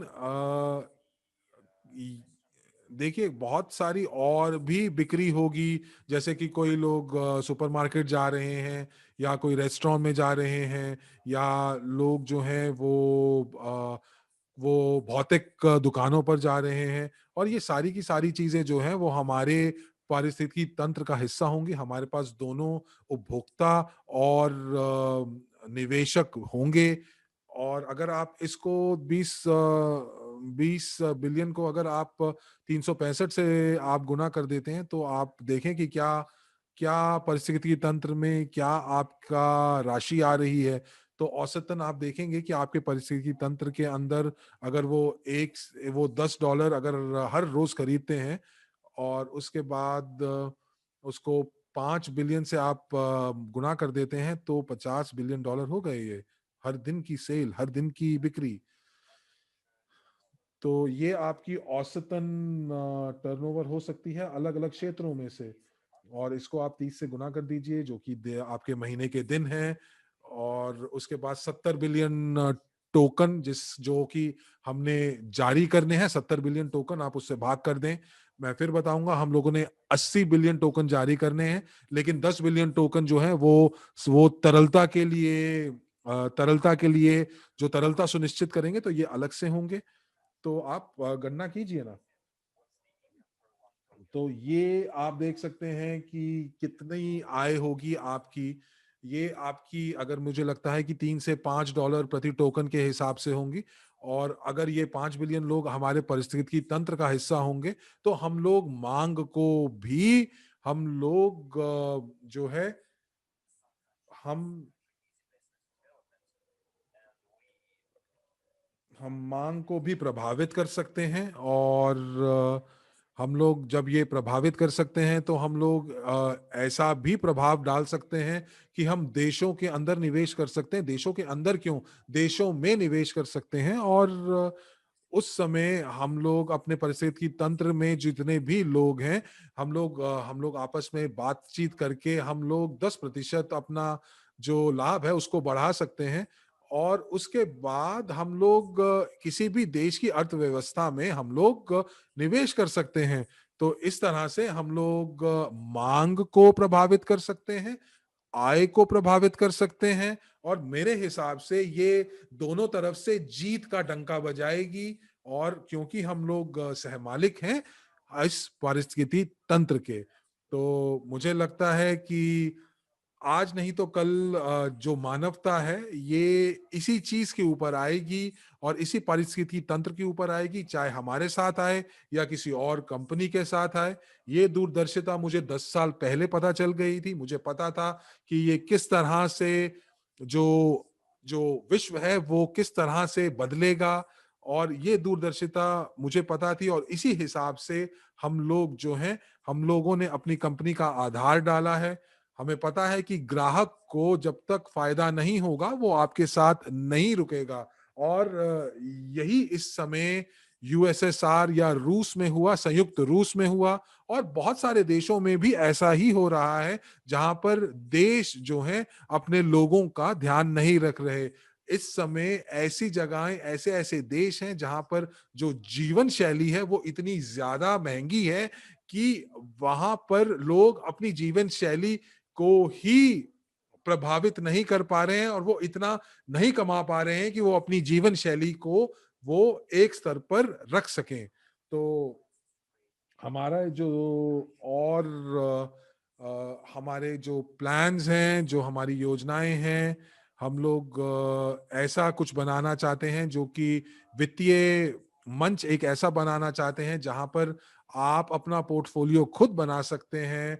आप अपना वर्चुअल पोर्टफोलियो खुद बना सकते हैं, उसका परीक्षण कर सकते हैं। और परीक्षण करने के बाद जब आपको लगे कि फायदा हो रहा है, तो आप असलियत में भी निवेश कर सकते हैं। और इसके ऊपर हम लोग अगले साल से काम करेंगे। और मेरी योजना है कि ये जो प्लेटफॉर्म या ये जो मंच है, इसको हम लोग जून अगले साल तक लॉन्च कर दें। तो देखिए, रूस में अगर हम लोग निवेश में बात करें, तो ये इस तरह से होगा जैसे रॉबिनहुड प्लेटफॉर्म यूनाइटेड स्टेट्स में या अमेरिका में है। तो आप देखेंगे कि ये इंग्लैंड में भी, यूके में भी, रॉबिनहुड का जो मंच है वो काफी लोकप्रिय है, और हमारा जो है ये भी पूरे विश्व के लिए, रशिया के लिए ये एक लोकप्रिय वित्तीय मंच बनेगा। और बहुत सारे ऐसे लोग जो गोप्रो वक्ताओं के रूप में आगे गए थे, उन सभी ने मतलब कई ऐसे भी वक्ता थे जिन्होंने नेटवर्क मार्केटिंग के बारे में बात की, लेकिन उनमें से किसी ने भी निवेश के बारे में बात नहीं की। केवल एक ने ही बात की। तो 2021 बहुत ही महत्वपूर्ण साल होने वाला है। आप सभी को अपने लक्ष्यों पे, अपने सपनों पे केंद्रित होकर सोचना है। हमें एक बहुत बड़ा देश के रूप में, एक समुदाय के रूप में बनना है, और मेरा लक्ष्य है कि हम $100 बिलियन तक अपनी पहुंच बनाएं। जी हाँ, ये बिल्कुल मुमकिन है, अगर हमारे पास कम से कम 15% लोग हमारी संरचना में हो जो कि ऐसे हो, जो बड़ी सोच रखते हो, बड़े सपने देखते हो सकता है आपने कभी $1 मिलियन के बारे में शायद सपना भी ना देखा हो। तो कल्पना करिए अगर आपके पास $1 मिलियन हैं और आप उसे खर्चने की तैयारी कर रहे हैं, और अब कल्पना करें कि आप कैसे वो जो $1 मिलियन है उसको खर्चेंगे कैसे। और मिलियन आप तभी कमाते हैं जब आप उसकी कल्पना करते हैं, और अगर आपको पता होता है कि हम इसे कैसे खर्चेंगे। हर कोई मिलियनेयर बनना चाहता है। लोग बोलते हैं अरे बिटकॉइन $20,000 का है, कितना अच्छा होता ना अगर मैं इसे $5,000 पे खरीदता, तो कम से कम मैंने 400% इसमें से लाभ कमाया होता। लेकिन ये देखिए लाभांश आय नहीं है, ये केवल वो आय है जो आप केवल बिक्री और मांग के अंतर से आप अर्जित करते हैं। पर हमारा लक्ष्य क्या है? हम जीवन पर्यंत लाभांश कमाएं। हम लोगों को लाभांश प्राप्त करने के लिए अग्रसर करते हैं, ना कि अंतर से लाभ कमाना। पूरे साल के लिए हमारी एक योजना रहेगी सारांश बैठक की, और हम प्रस्तुति का निर्माण करेंगे आने वाले 4 सालों के हमारी विजन के लिए। हम आपको दिखाएंगे कि किन क्षेत्रों में हमने हमारी जड़ें फैलाई हैं और किन क्षेत्रों में हम निवेश करने जा रहे हैं। और वैसे आपको मैं बोलूं तो हमारी बैठक एक आयोजित हुई थी बेसाल्ट प्लांट के साथ, और वो अभी से तैयार हो गए हैं पहले रॉ मटेरियल का निर्माण करने के लिए, पहले उत्पाद का निर्माण के लिए जिसे आप रीबार के नाम से भी जानेंगे। और इसको स्केल अप करने के लिए शायद हम और भी ज्यादा निवेश करें।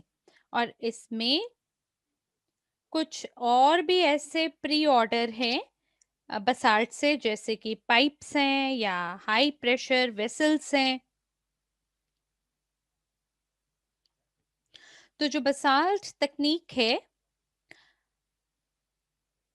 वो एक विषय है हमारी दिलचस्पी का और हमारी चर्चा का, और हम बिल्कुल सुरक्षा टोकन का भी उद्घाटन करेंगे अलग रूप से बसाल्ट के लिए। और जो निवेशक हैं वो सक्षम हो पाएंगे खरीद करना सुरक्षा टोकन बसाल्ट परियोजना के। और भारत मेरे ख्याल से एक क्षेत्र होगा जहां पर हम हमारे बसाल्ट प्रोडक्शन को शुरुआत करेंगे। शायद मार्च या अप्रैल में ऐसा होगा। हम दुबई पहले गए और वहां पे एक बहुत ही समृद्ध कंपनी के साथ हमारी बात हुई जो कि कंस्ट्रक्शन में कहीं ना कहीं शामिल थे, और वो शायद पूरा दुबई इंफ्रास्ट्रक्चर के 35% के लिए शायद जिम्मेदार है। और उन्हें बहुत अच्छा लगा बसाल्ट प्रस्तुति के बारे में जान के, और जो हमारे बसाल्ट भागीदार हैं वो वहां जाएंगे मार्च अप्रैल में, और दुबई फैमिली के लिए, दुबई परिवार के लिए एक प्रस्तुति का निर्माण करेंगे। और बहुत शीघ्र हमारी एक बसाल्ट फैक्ट्री हो गई या तो ओमान में या दुबई में, क्योंकि उनके पास काफी ज्यादा बेहतरीन डिपॉजिट्स हैं बसाल्ट के। तो इसलिए हमें वहां पे अगर हम फैक्ट्री लगाते हैं तो हमें यातायात पे शुल्क को खर्चना नहीं पड़ेगा। और अरेबियन के बारे में अगर आप हम बात करें तो जो कंस्ट्रक्शन मटेरियल है उसके लिए भी हमें शुल्क देना है, और उसमें काफी जरूरत पड़ेगी सामग्री सामग्री के लिए, सिर्फ कंस्ट्रक्शन के लिए ही नहीं बल्कि बाकी चीजों के लिए भी। तो कजाकिस्तान में वो लोग फिलहाल चुनाव लड़ रहे हैं। और जिसकी वजह से विलंब हुआ है हमारे हीरा उत्पादन के लिए बिक्री में। और साथ ही साथ दिसंबर में हमारा जो पहला फ़िल्म का ट्रेलर है, वो शुरू किया जाएगा, जो नूरलान है, सीईओ, उन्होंने हमें बिल्कुल सुनिश्चित किया है इस खबर के लिए। और फिर जनवरी या फ़रवरी में इसको जो है डिस्ट्रीब्यूट किया जाएगा मलेशिया को।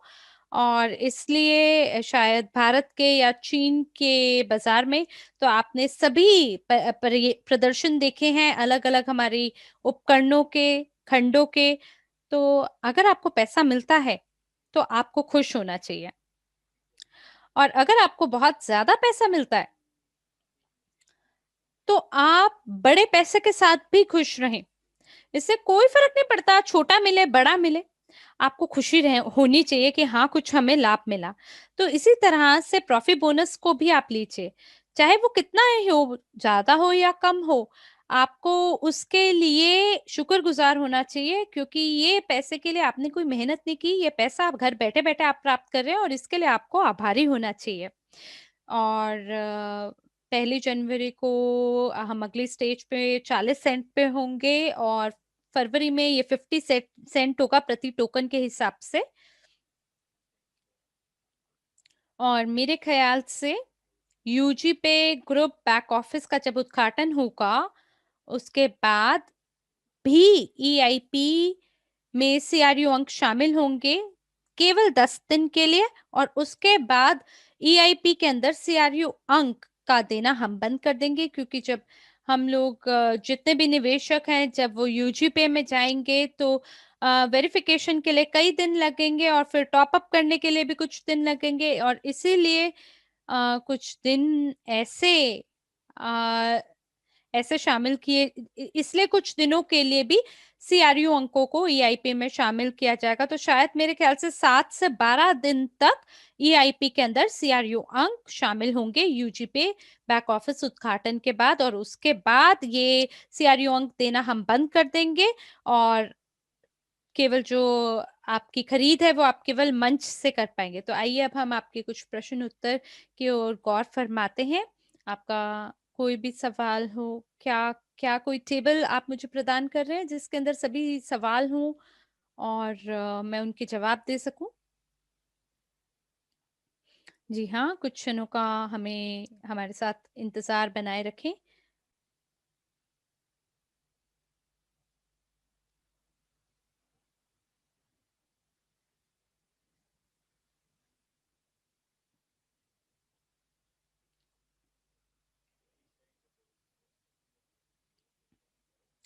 कोई बोल रहा है कि रूसी कक्ष के अंदर ध्वनि नहीं आ रही, क्या ये सच है?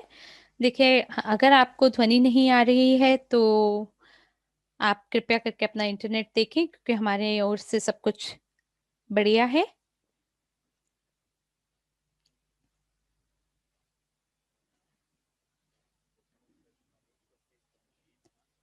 तो कोई व्यक्ति बोल रहे हैं कि फाइनेंशियल सिस्टम जो होगा वो वीज़ा मास्टर कार्ड के साथ होगा या हमारे कार्ड से होगा? जी हाँ, हमारे खुद के ब्रांडेड मास्टर कार्ड्स होगा और हम उससे भुगतान प्रणाली शुरू करेंगे और आने वाले 3 या 4 महीने में वीज़ा भी हम शुरू करेंगे, तो आप वीज़ा और मास्टर कार्ड दोनों से भुगतान कर पाएँगे और फिर वहाँ पे यूनियन पे भी शामिल करेंगे आने वाले 6 महीना में। लेकिन ये सभी जो मास्टर कार्ड हैं, ये पहले ब्रांडेड होंगे और ये ग्लोबल यूनिट पे होंगे। और इसके लिए कम से कम 3 श्रेणियाँ हैं कार्ड की। एक तो जो सामान्य कार्ड है और जो भी ट्रांज़ैक्शन है उसमें कुछ सीमाएँ होंगी जिसके बारे में हम आगे घोषणा करेंगे। मेरे ख़्याल से जनवरी की शुरुआत में हम लोग एक वेबिनार आयोजित करेंगे और वहाँ पे आप ये जान पाएँगे कि किन-किन कार्ड को आप ऑर्डर कर सकते हैं। फिर हमारा एक गोल्ड कार्ड होगा जिसमें बड़ी-बड़ी संख्याएँ होंगी और फिर एक अनन्य कार्ड होगा, यानी एलीट कार्ड होगा, जो कि मेटल का बना होगा, धातु का। और लोग जिनके छोटे-छोटे बोनस हैं, उन्हें स्टैंडर्ड कार्ड प्राप्त होंगे जिसकी कीमत लगभग 26 यूरो और एनुअल यानी वार्षिक शुल्क भी उसमें शामिल होगा। तो अगर आप यूरोपियन हैं, तो आपको आप एक कम जोखिम वाले ग्राहक होंगे और मेरे ख्याल से केवल आपको उसके लिए एक ही टैरिफ का भुगतान करना होगा और अगर आप मध्य जोखिम के अंदर होंगे तो आपको दूसरा टैरिफ दिया जाएगा। तो भारत, रूस और ये इस प्रकार से जो देश हैं उन्हें सबसे ज़्यादा टैरिफ का भुगतान करना पड़ेगा। तो मुझे लगता है लगभग 45 से 50 यूरो का शुल्क आपको देना होगा और जो गोल्ड कार्ड है उसके अंदर शायद 20 से 250 यूरो का भुगतान है, शुल्क है जो लिया जाएगा और जिसमें बहुत सारी क्षमताएं हैं उसकी कार्य क्षमता में जो कि बिल्कुल असीमित है और जो अलीट कार्ड है उसके अंदर 500 या 800 यूरो तक उसका शुल्क होगा जिसके अंदर प्रायोरिटी पास होगा और ये इंश्योरेंस पॉलिसी भी होगी और ये उन लोगों के लिए होगा जो लोग हवाई उड़ान भरते हैं और उसके अंदर भी कोई सीमाएं नहीं होंगी। आप विड्रॉ कर पाएंगे कम से कम 1 लाख डॉलर प्रति माह। आप ट्रांसफर भी कर पाएंगे $1 मिलियन को और इसमें कोई भी कमीशन आपसे लिया नहीं जाएगा। तो ये सभी जो जानकारी है कार्ड के बारे में ये जनवरी की शुरुआत में इसको छाप दिया जाएगा और ये जो कार्ड्स हैं इसको 10 जनवरी के बाद में जारी किया जाएगा तो उसमें बिल्कुल भी कोई जल्दीबाजी नहीं है। तो कृपया करके आप लोग जो भी समाचार हैं उसमें ज़रूर ध्यान दें।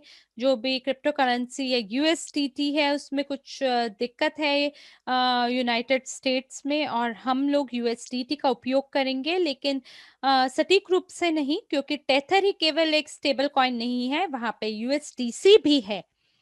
और ये जो दिक्कत है यूएस कार्यालय से ये करीब 6 महीना से ये दिक्कत चल रही है और हम सभी उसके बारे में जानकारी हमें पता है इसके बारे में। तो पर फिर भी हम आपको ये कहेंगे कि ये सभी दिक्कत जो है ये नियंत्रण में है, ये कंट्रोल में है। आप लोग कभी भी शी कार्ड के बारे में पूछ रहे हैं तो देखिए यू गेन शी कार्ड से लाख गुना बेहतर है और शी कार्ड से बेहतरीन कार्य क्षमता आपको प्रदान करता है।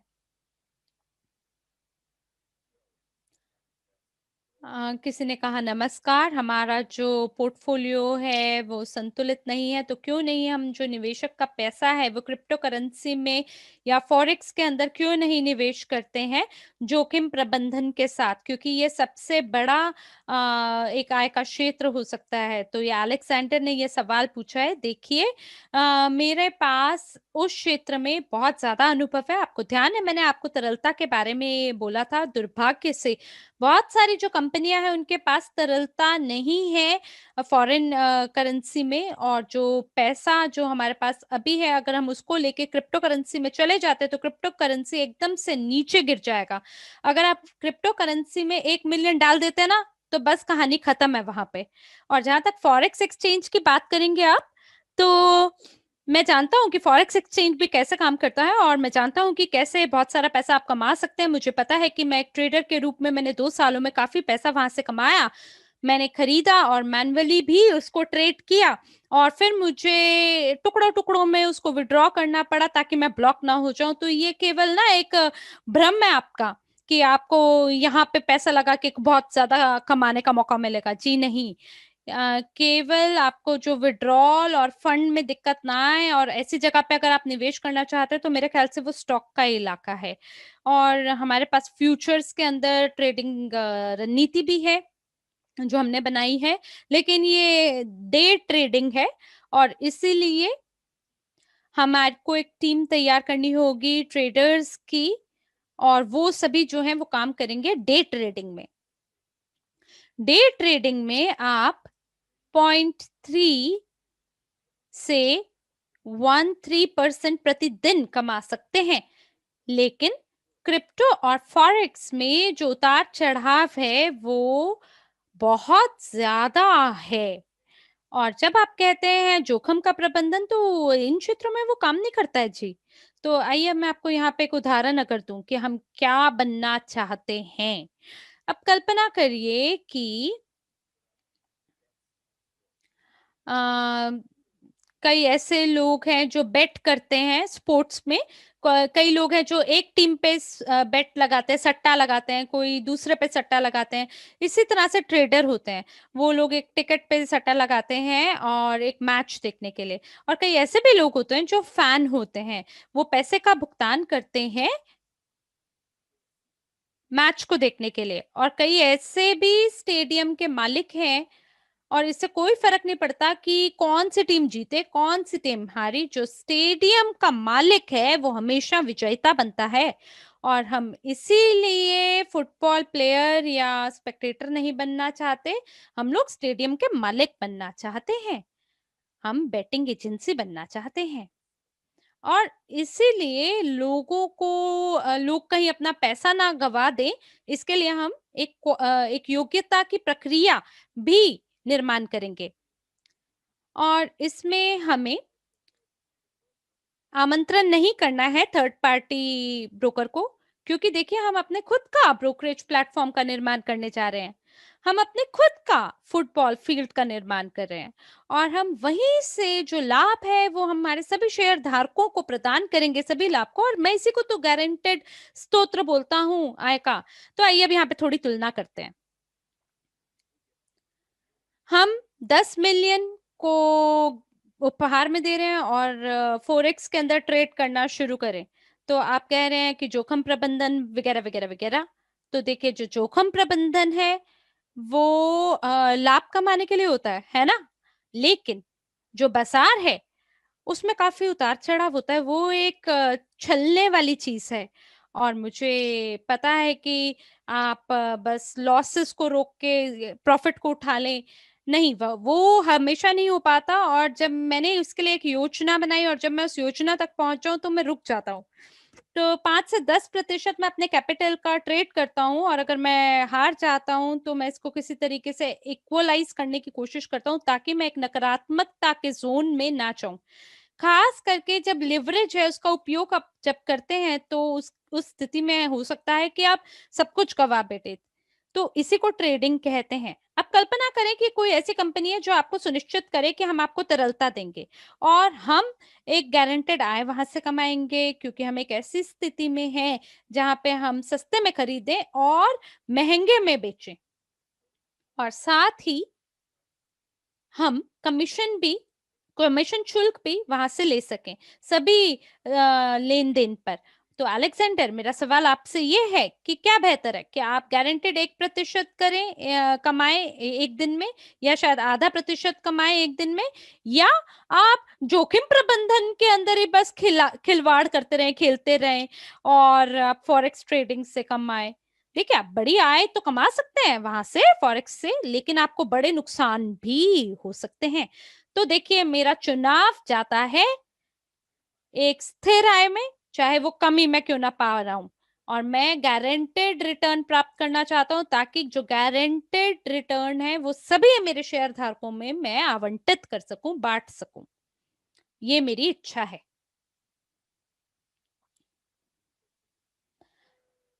तो क्या आप हमें थोड़ा सा और विस्तार जवाब दे सकते हैं ब्लॉकचेन पे? मेरे ख्याल से मैंने आपको काफी विस्तार में पहले ही बता दिया है। तो किसी ने कहा, देखिए हमारे पास केवल एक व्यक्ति है जो हम फंड एक्टिविटी में काम कर रहा है, एक्सचेंज में काम कर रहा है। नहीं जी नहीं, पूरी टीम काम कर रही है जी हमारी वहां। और हमारे पास वहाँ हैरन अरुण है, और पूरी टीम है ट्रेडर्स की जो अमेरिकन मार्केट में काम कर रही है, और जिसमें से कुछ पैसा जो है भारत बाजार में और अमेरिकन बाजार में लगाया जाएगा। और कई ऐसे ट्रेडर हैं जिनकी दिलचस्पी है हमारे साथ संगठन करने में, और वो हमारे निवेशक बनना चाहते हैं, और वो हमारी संपत्ति का प्रबंधन करना चाहते हैं ट्रेडिंग के माध्यम से। क्योंकि जैसे मैंने आपको बताया, एक शब्द है डे ट्रेडिंग, और उसके तहत आपको 1% या 2% का नुकसान हो सकता है, लेकिन वो बर्दाश्त करने योग्य जोखिम है। लेकिन फिर भी आप 2% तक कमा भी सकते हैं वहां से।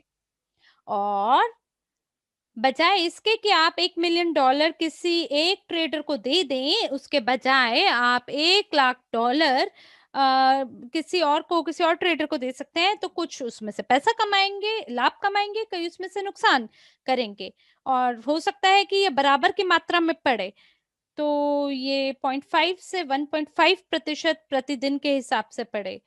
तो देखिए नहीं, हमारे पास केवल एक एक बंदा नहीं है जो काम कर रहा है, बल्कि हाँ, एक व्यक्ति है जो रूस में काम कर रहे हैं। हमने उसे एक विशेष कार्य दिया है और हमने उन्हें बोला है कि आप अपनी टीम का निर्माण करें, लेकिन एक व्यक्ति केवल रूस में काम कर रहा है और वो भी बहुत कम समय के लिए कर रहा है।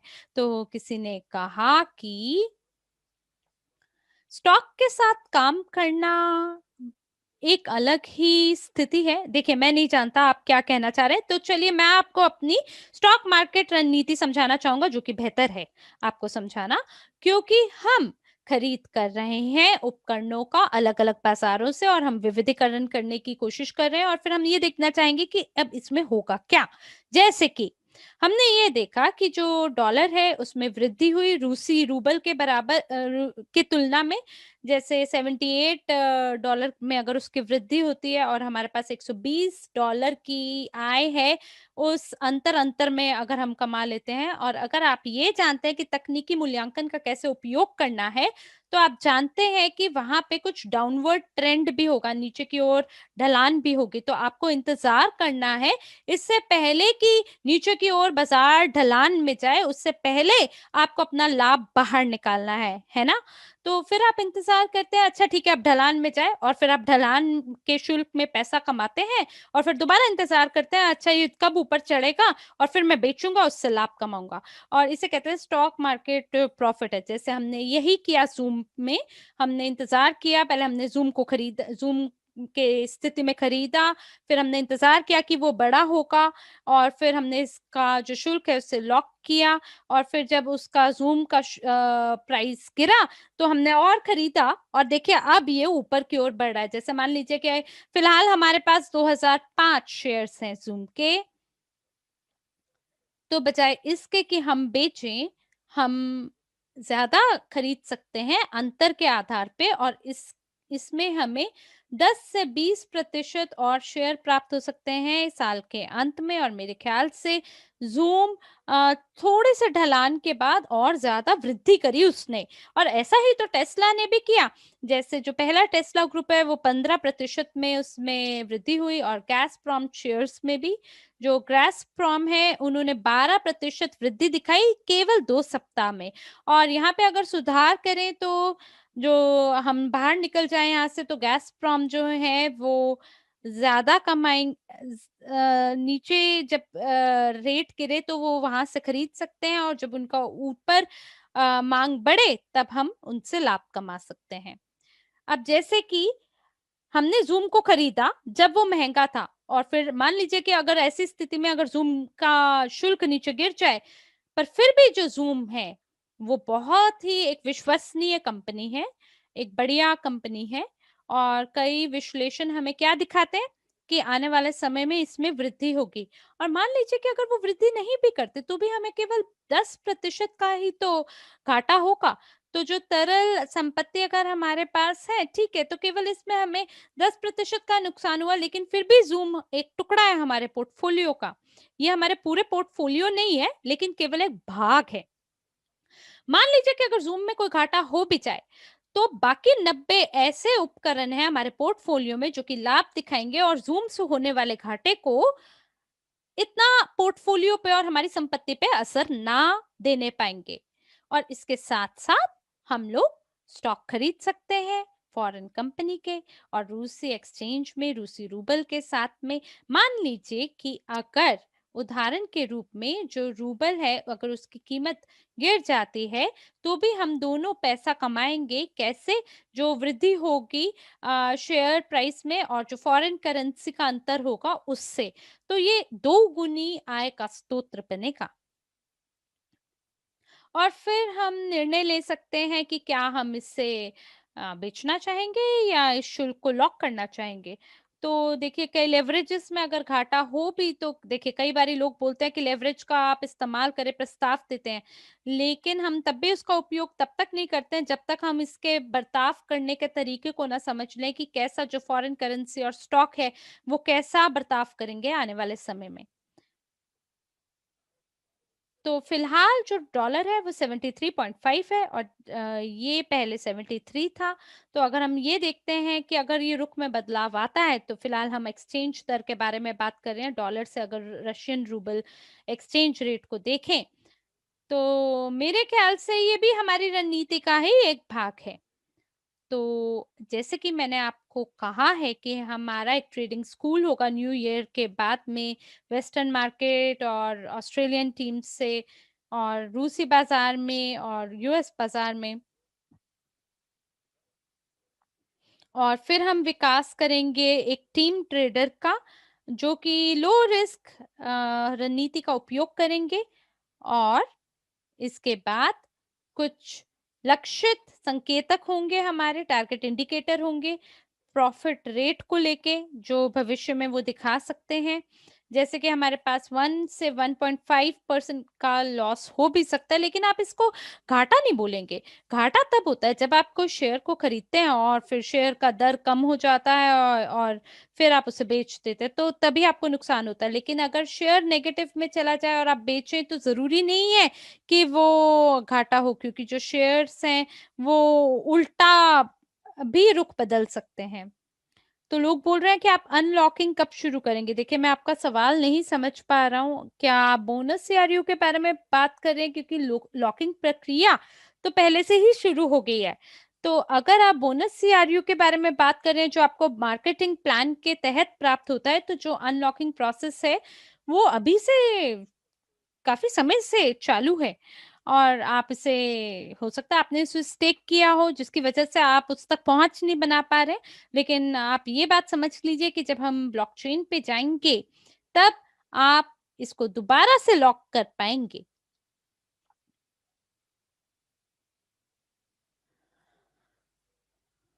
और 0.2 2.5 या 8%, देखिए जो अनलॉकिंग प्रक्रिया है वो बिल्कुल अभी चालू है। तो क्या स्काईवे निवेशकों को भी बोनस सीआरयू अंक प्राप्त होंगे? जी जी, बिल्कुल प्राप्त होंगे। जो तालिका है उसका हमने निर्माण कर लिया है, पूरी स्प्रेडशीट का निर्माण कर लिया, और बहुत शीघ्र हम घोषणा करेंगे समाचार के बारे में कि कितने और कौन कौन प्राप्त करने जा रहे हैं सीआरयू अंकों को, अगर आप स्काईवे धारक थे तो मैं और फटाफट से आपके सवालों को देख लूं।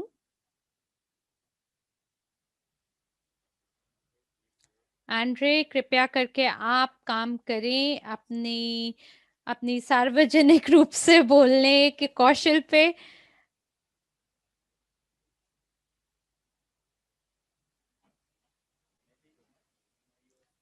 हो सकता है कि जो आपके स्पीकर हैं वो अच्छा काम नहीं कर रहे हैं, क्योंकि मेरे ख्याल से मैं तो बहुत बेहतरीन रूप से बात कर रहा हूँ आप सबसे, और मेरी वाक्पटुता अच्छी है।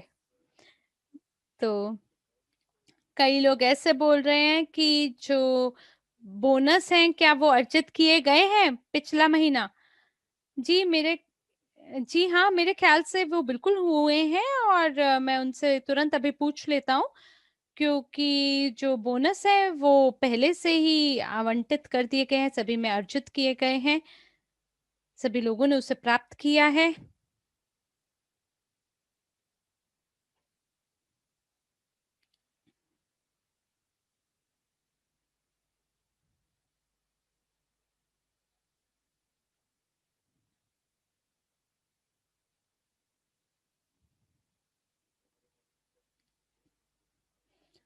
तो जी हाँ, अब मैं अंग्रेजी कक्ष से आप सभी के सवाल देखना चाहूंगा, क्योंकि मैंने सभी सवालों का जवाब दे दिया है। एंड्रे, आपके पास अपना फॉर्म है व्हाट्सएप में, तो सभी जो सवाल हैं वो उसी फॉर्म में डाले गए हैं, आप कृपया करके देख लीजिए। तो किसी ने कहा है कि हमने 3 ब्रोकरेज लाइसेंस को खरीदा है। नहीं जी, हमने पैसे पैसा दिया फ्री ब्रोकरेज लाइसेंस खरीदने के लिए, लेकिन जो व्यक्ति हैं, मान लीजिए कि जो एंटिटी है जिनके साथ हमारा अनुबंध था, उनको अभी टटोला जा रहा है। और हमें ये लगता है कि वो काफ़ी एक शंकाजनक व्यक्ति था। और 7 बिलियन की कीमत की संपत्ति ही थी उसके पास, और वो सब ज़ब्त कर ली जाएगी और जितना भी पैसा है हमारे पास वापस हमें दे दिया जाएगा, क्योंकि उस व्यक्ति ने बैंक को खरीदा। हमारे पैसे का उपयोग करके उसने 3 ब्रोकरेज कंपनियों को खरीदा, और फिर उसके बाद उसने आईपीओ भी उद्घाटन किया, लेकिन वो लेकिन मानक जो आईपीओ नहीं है। आईपीओ था वो मानक नहीं था और बहुत अच्छे स्तर का नहीं था।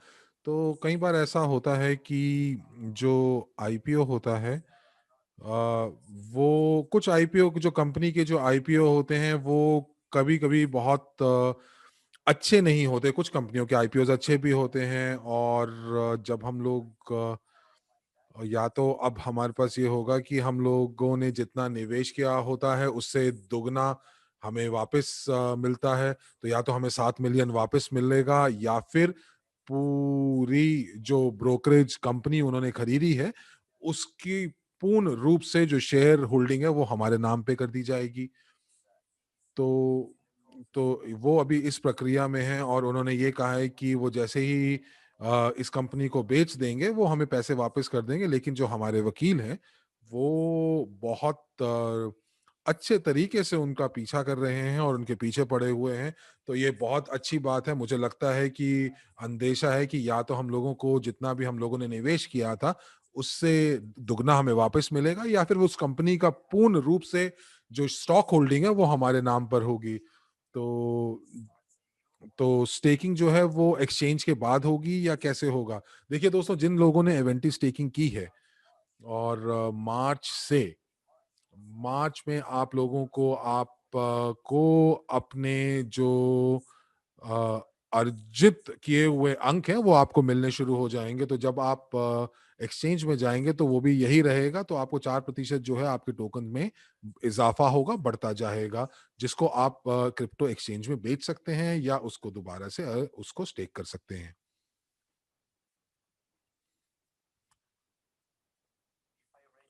अगर मैंने पंजीकरण किया है अपने बैक ऑफिस में रशियन पासपोर्ट के साथ, लेकिन क्या मैं एक्सचेंज में यूरोपियन पासपोर्ट के साथ मैं पंजीकरण कर सकता हूं? जी हाँ, बिल्कुल, मुझे लगता है कि कोई दिक्कत नहीं है। जो देखिए, हमारे बैक ऑफिस के अंदर हमारी कंपनी ने आपका जो जो जो पुष्टि थी वो आपकी की थी। और अगर आपके पास यूरोपियन पासपोर्ट है तो वो ग्लोबल पास आपका आपकी पुष्टि करेगी, जो कि मुझे नहीं लगता कि कोई दिक्कत होने वाली है। किस तरह का पासपोर्ट आप इस्तेमाल कर रहे हैं, पर मैं आपको ये बताना चाहूँगा कि जो ये टोकन हैं, वो आपको जो मिलेंगे, वो आपको रूसी पासपोर्ट के ऊपर मिलेंगे। तो आपको हो सकता है कि शायद आपको अपना पासपोर्ट जो है, वो बदलना पड़े। मैं पहले यूक्रेनियन मेरे पास पासपोर्ट था, लेकिन अब मेरे पास रूसी पासपोर्ट है और मैंने अपने बैक ऑफिस में इसको ठीक कर दिया। तो कोई पूछ रहा है कि क्या हमारे पास वित्तीय शिक्षा के लिए वेबिनार्स और सत्र होंगे? जी हाँ, बिल्कुल, क्योंकि हम लोग कमीशन देंगे अपने पार्टनर्स को। तो आप लोग जो 35 देशों में जो कि वॉल्यूम के हिसाब से शीर्ष पर आएंगे, उनके लिए ये जरूर सत्र होंगे। तो एंड्रे, आप मुझे ये बताएं कि जो लोग वित्तीय महाशासक हैं, क्या वो आपको महत्वाकांक्षी योजनाएं हैं वो आपको अपनी योजनाएं कार्यान्वित करने देंगे? देखिए, बिल्कुल करने देंगे, क्योंकि उनको अब हमारी जरूरत पड़ेगी।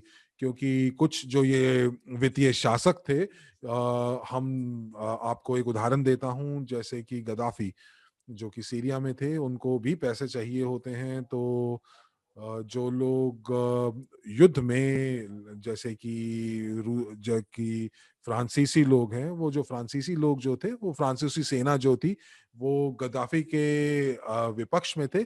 लेकिन अब उन्होंने गद्दाफी के पैसे देने हैं। तो मुझे लगता है कि जो आप जो वित्तीय शासक की बात कर रहे हैं, मुझे नहीं लगता कि वो हमारे से किसी भी तरीके से उनको दिक्कत होगी। और क्योंकि हम पारदर्शी कंपनी है और हम लोग कानून के दायरे में रहकर काम करते हैं और जो भी नियम, कानूनी नियम और शर्तें हैं, उनका हम पालन करते हैं, तो मुझे नहीं लगता कि वो हमारे ऊपर उँगली भी उठा सकते हैं और जो हम करना चाहते हैं, वो हम करके ही रहेंगे। तो हम लोग किसी भी नियम को हम लोग नज़रअंदाज नहीं कर रहे हैं या कुछ भी जो है वो गैर कानूनी काम नहीं कर रहे हैं। और देखिए इन जो शासक हैं, वित्तीय शासक हैं, हम कोई उनका उनका सत्ता नहीं पलटना चाह रहे हैं, बल्कि हम लोग तो बस कार्य करना चाह रहे हैं, व्यवसाय करना चाह रहे हैं। और हो सकता है कि ये जो वित्तीय शासक हैं, वो उस कंपनी के अंदर उनका हिस्सा हो, तो उनसे उनकी जो जो दौलत है वो उनकी बढ़ेगी ही, वो कम नहीं होगी।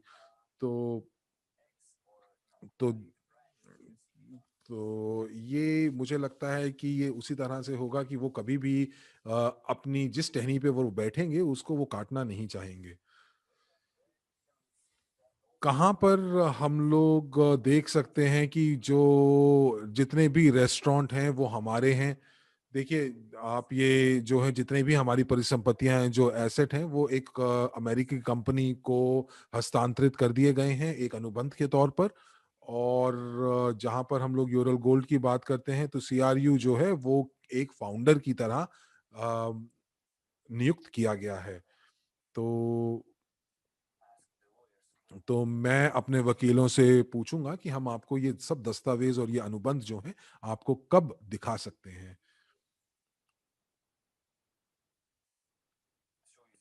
और आपको ये जो दस्तावेज हैं मैं आपको किसी सारांश बैठक में दिखाऊंगा।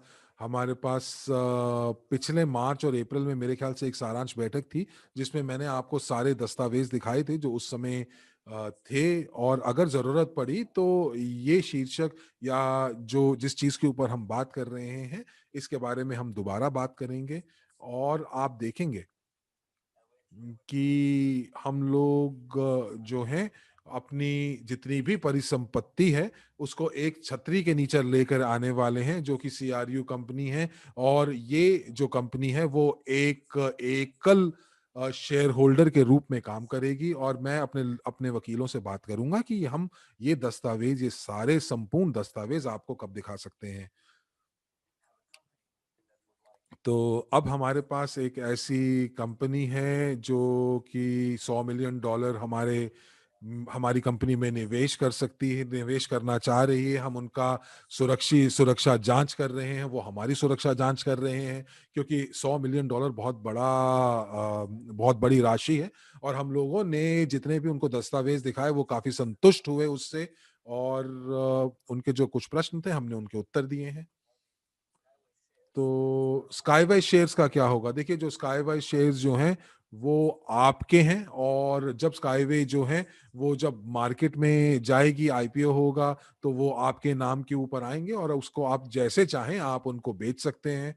पर ये तभी हो पाएगा जब वो आईपीओ लेके या वो मार्केट में वो उतरे। तो एक और प्रश्न आ रहा है स्पेनिश कक्ष से। मेरे पास एक प्रश्न है बोनस के भुगतान के लिए और जो डिविडेंड है। और तो क्या आप दोनों दे रहे हैं या आप एक ही दे रहे हैं? देखिए, जो $500 मिलियन जो आपको आपको जो वैलेंटीन ने बताए थे, उसको हमने 29 बिलियन टोकन से अगर हम उसको विभाजित करें, तो हमारे पास 0.0005 सेंट आता है प्रति टोकन के हिसाब से। तो अगर आपके पास 10,000 टोकन है या 1 मिलियन टोकन है, तो आपको $51 मिलेंगे। अगर आपके पास 10 मिलियन टोकन्स हैं, तो आपको $510 मिलेंगे, अगर मेरा गणित सही है तो। तो अब हम लोग जो क्या हमारे पास कुछ नियम होंगे नाबालिगों के लिए जिनके पास सीआरयू शेयर्स हैं उनके पोर्टफोलियो के अंदर? क्या वो यूएनटीबी में निवेश कर सकते हैं या यूएनटीबी मिलेंगे? क्या उनको अपने गार्डियन का इस्तेमाल करना पड़ेगा? देखिए, मुझे लगता है कि वो ब्लॉकचेन ब्लॉकचेन जो वॉलेट है वो तो वो बना सकते हैं, क्योंकि उसके अंदर उम्र का कोई भी ऐसा जो शर्त है वो नहीं है। तो यूएनटीपी जो है वो ब्लॉकचेन के ऊपर उनको मिलता है जब आप स्टेकिंग करते हैं। तो मुझे नहीं लगता कि उम्र का कोई दिक्कत है, अगर अगर वो नाबालिग भी हैं तो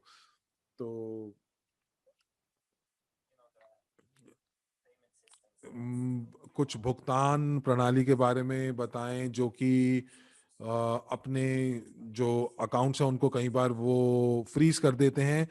देखिए, कई भुगतान प्रणालियां ऐसी हैं जो हमारे अकाउंट्स फ्रीज कर देती हैं। देखिए, मैं आपको यही कहना चाहूंगा कि मैं तीसरी पार्टी के भुगतान सिस्टम के साथ, भुगतान प्रणाली के साथ मैं काम नहीं करना चाहता हूं। क्यों? क्योंकि वो कभी भी उसको बंद कर सकते हैं, वो बहुत ज्यादा फीस लेते हैं। तो मैं यही चाहूंगा कि हम अपनी भुगतान प्रणाली जो है वो बहुत शीघ्र शुरू करें। तो उनके जो एक और बात जो है वो ये भी है कि जो उनके जो डायरेक्टर होते हैं और जो निदेशक होते हैं, तो वो बहुत अच्छे या बहुत संदिग्ध होते हैं। तो मैं तो यही कहूंगा कि हम लोग चाहेंगे कि अगर आपके पास कोई तीसरी प्रणाली है, तो हम लोगों ने भुगतान अ, तीसरे कंपनी के साथ या तीसरी पार्टी के साथ हमने शुरू किया, थर्ड पार्टी के साथ भुगतान प्रणाली। मैंने उनसे कुछ दस्तावेज मांगे, वो दस्तावेज वो हमें सही तरीके से नहीं दे पाए, मैं संतुष्ट नहीं हुआ। मुझे नहीं पता कि उन्होंने बैंकिंग प्रणाली में अपना पहचान कैसे बनाई, लेकिन मैं यही कहूंगा कि बहुत सारे लोग ये ऐसे हैं, थर्ड पार्टी भुगतान प्रणाली ऐसे हैं जो आपके अकाउंट को फ्रीज कर देते हैं, और उसके बाद वो ये आपको कहते हैं कि अगर आपको अपने पैसे चाहिए, अपने ही खुद के पैसे चाहिए, तो आपको हमें कुछ और फीस देनी पड़ेगी। तो मैंने मेरे साथ ऐसा हुआ, और मैंने उनसे पूछा कि आप अपने सीईओ का नाम मुझे बताइए, लेकिन कोई भी इस वित्तीय प्रणाली में कोई भी सीईओ का नाम तक बताना नहीं चाहता। और मैं उनको बोलता हूं कि आप देखिए, हमारी कंपनी के सारे पारदर्शी हैं, आप हमारे पारदर्शी प्रणाली है, आप हमारी कंपनी पारदर्शी है, सभी को सभी के बारे में पता है। तो आप मुझे लगता है कि अगर हम लोग अपनी भुगतान प्रणाली के साथ आ जाते हैं, हम जो है बहुत ट्रांसपेरेंट और स्वचालित तरीके से काम करते हैं, हम लोग पारदर्शी होते हैं, हम लोग अच्छी सेवाएं देते हैं, तो मुझे लगता है कि ये एक तरह की ऐसी वित्तीय कंपनियों की मौत होगी। तो देखिए, बहुत बार मेरे पास संदेश आता है कि आपका अकाउंट जो है वो हम लोग उसका निरीक्षण कर रहे हैं। और मुझे याद है कि हमारी हमारी कंपनी के अकाउंट को उन्होंने 540 दिन के लिए बंद कर दिया था। और और मैंने उनको बोला कि जब हम लोगों ने पंजीकरण किया था, तब आपने हमें कुछ नहीं बोला कि हम जो है एक एमएलएम है, और उसी वजह से आप हमारा अकाउंट बंद कर रहे हैं। अब आज आपको हमारे $1 मिलियन देने हैं, तो आपको याद आ रहा है कि हम एक एमएलएम है। ये तो बहुत गलत बात है। तो मैंने देखिए, तो ये सब चीजें जो हैं, ये सब चीजें होती रहती हैं। तो दोस्तों, हम लोग ऐसी कोई गलतियां दोबारा नहीं करना चाहती हैं, और इसीलिए हम लोग अपना खुद का भुगतान प्रणाली शुरू करना चाहते हैं, क्योंकि हम तीसरी पार्टी या थर्ड पार्टी के साथ हम लोग नहीं करना चाहते। हम लोग कोलंबिया, अर्जेंटीना में फ्रेंचाइज प्रणाली या सहबद्ध एजू कैफे के लिए कैसे लेके आ सकते हैं। देखिए, इस समय तो हम लोग कोई भी सहबद्ध या फ्रेंचाइजी नहीं ढूंढ रहे हैं। हम लोग इस समय जो ये एजू कैफे हैं वो खुद चलाएंगे, और हम लोग शायद एजू कैफे के लिए एसटीओ या सिक्योरिटी टोकन चालू करेंगे। तो उसके लिए आपको फ्रेंचाइजी करने की जरूरत नहीं है। मुझे लगता है कि कोलंबिया और अर्जेंटीना के लिए ये सबसे अच्छा विकल्प है कि आप रेस्टोरेंट के लिए एसटीओ निकालें और एसटीओ आप खरीद लें। तो आप जो भी रेस्टोरेंट का मुनाफा होगा वो आपके पास आएगा ही आएगा। तो मुझे लगता है कि अगर आप फ्रेंचाइजी बनते हैं और आप मुनाफा नहीं कमा पाते हैं, तो ये एक बहुत ही नकारात्मक तरह का एक अनुभव होगा। तो इसीलिए मुझे लगता है कि एक एसटीओ लेना ज्यादा बेहतर विकल्प है। और अगर अभी तो हम लोग ये देख रहे हैं कि जब तक 3,000 रेस्टोरेंट हमारे एड्यू कैफे होंगे, तब तक तो हम कोई भी फ्रेंचाइजी देने का विकल्प नहीं दे रहे हैं। लेकिन मुझे लगता है कि आगे चलकर भी हम फ्रेंचाइजी का विकल्प तो नहीं देखेंगे, क्योंकि जितने ज्यादा एड्यू कैफे हमारे होंगे और उतनी ज्यादा हमारा पूंजीकरण होगा। तो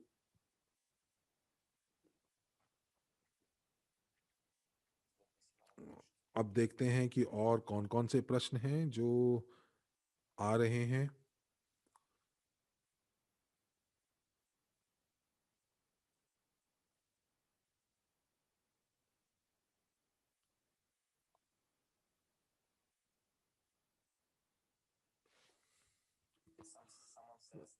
किसी ने ये लिखा है कि मेरी टीम में लोगों में सिर्फ कुछ ही सीआरयू मिले हैं बोनस बतौर।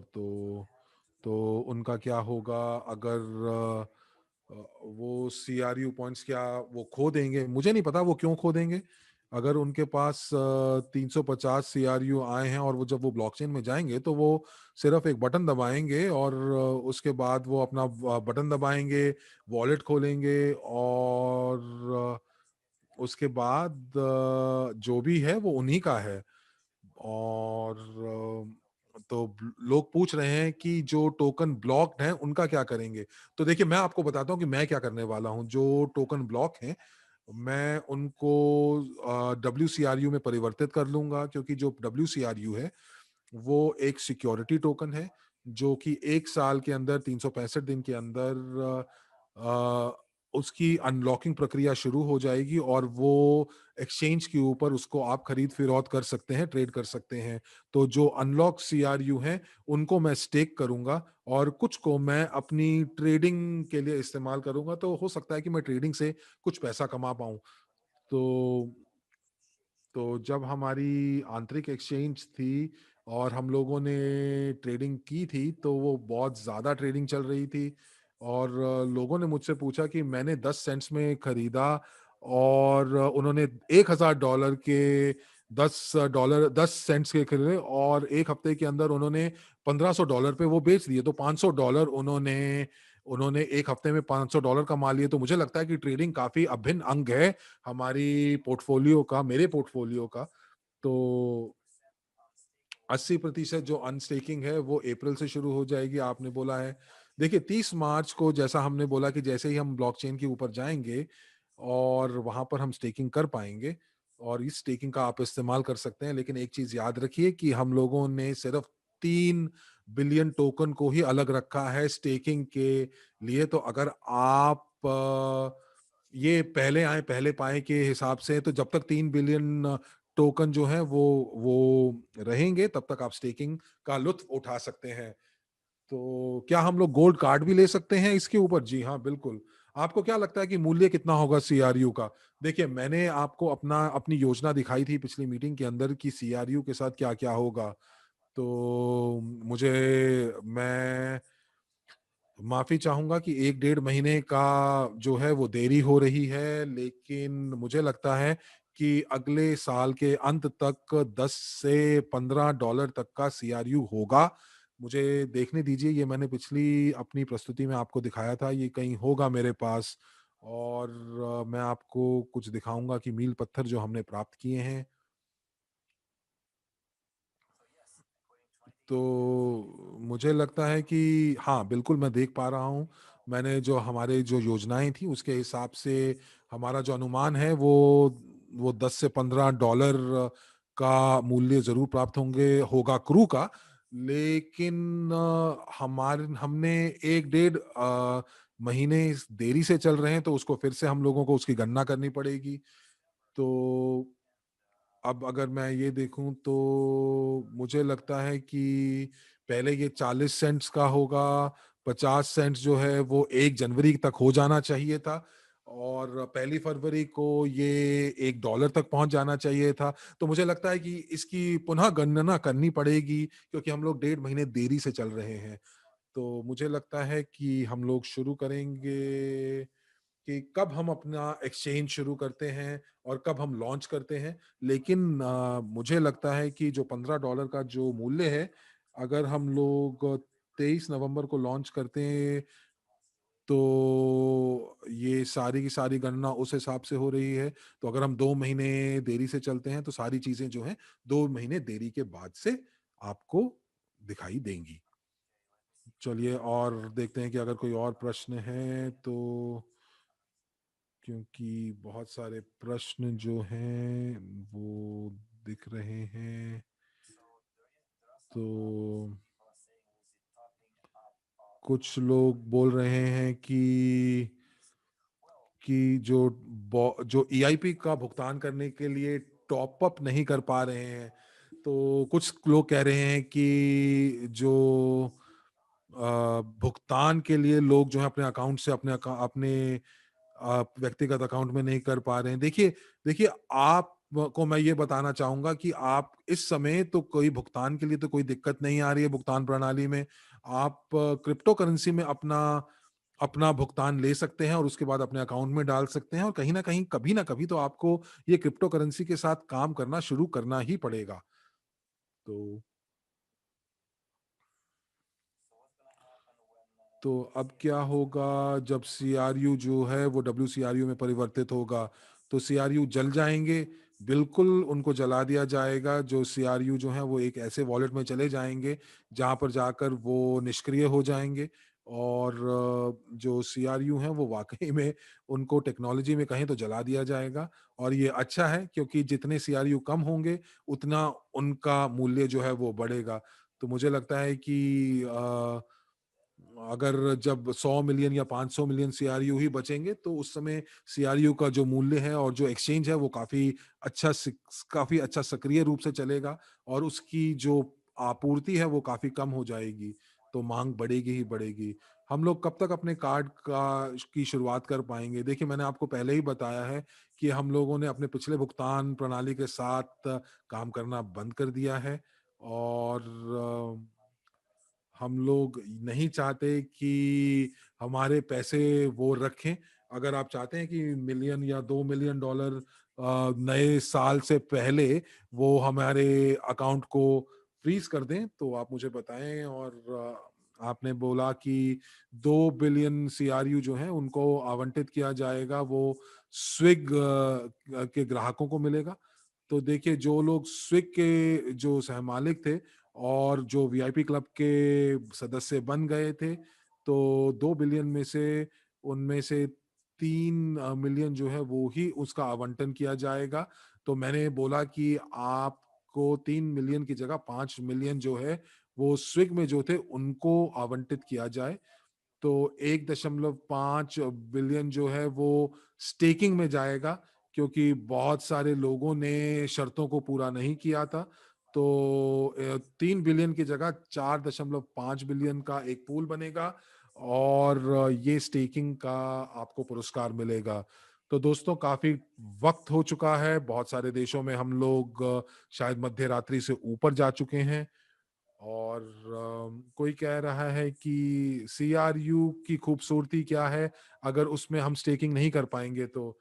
तो मैं आपसे पूछना चाहूँगा कि इथेरियम और बिटकॉइन की क्या खूबसूरती है आज की तारीख में, और वही सीआरयू की है।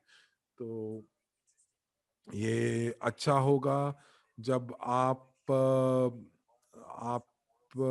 जब अपना सीआरयू किसी भी समय आप डब्ल्यूसीआरयू में परिवर्तित कर सकते हैं, क्योंकि उसके बाद आप ट्रॉफी बोनस प्राप्त कर सकते हैं, और 3 साल के अंदर आपका कोई कोई लॉयल्टी प्रोग्राम या निष्ठा कार्यक्रम तो नहीं चल रहा होगा, लेकिन ट्रॉफी बोनस का कार्यक्रम तो चल रहा होगा।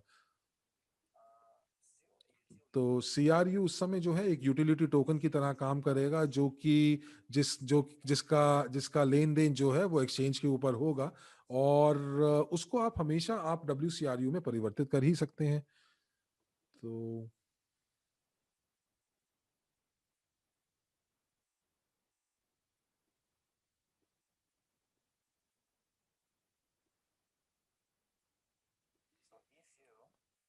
तो अगर आप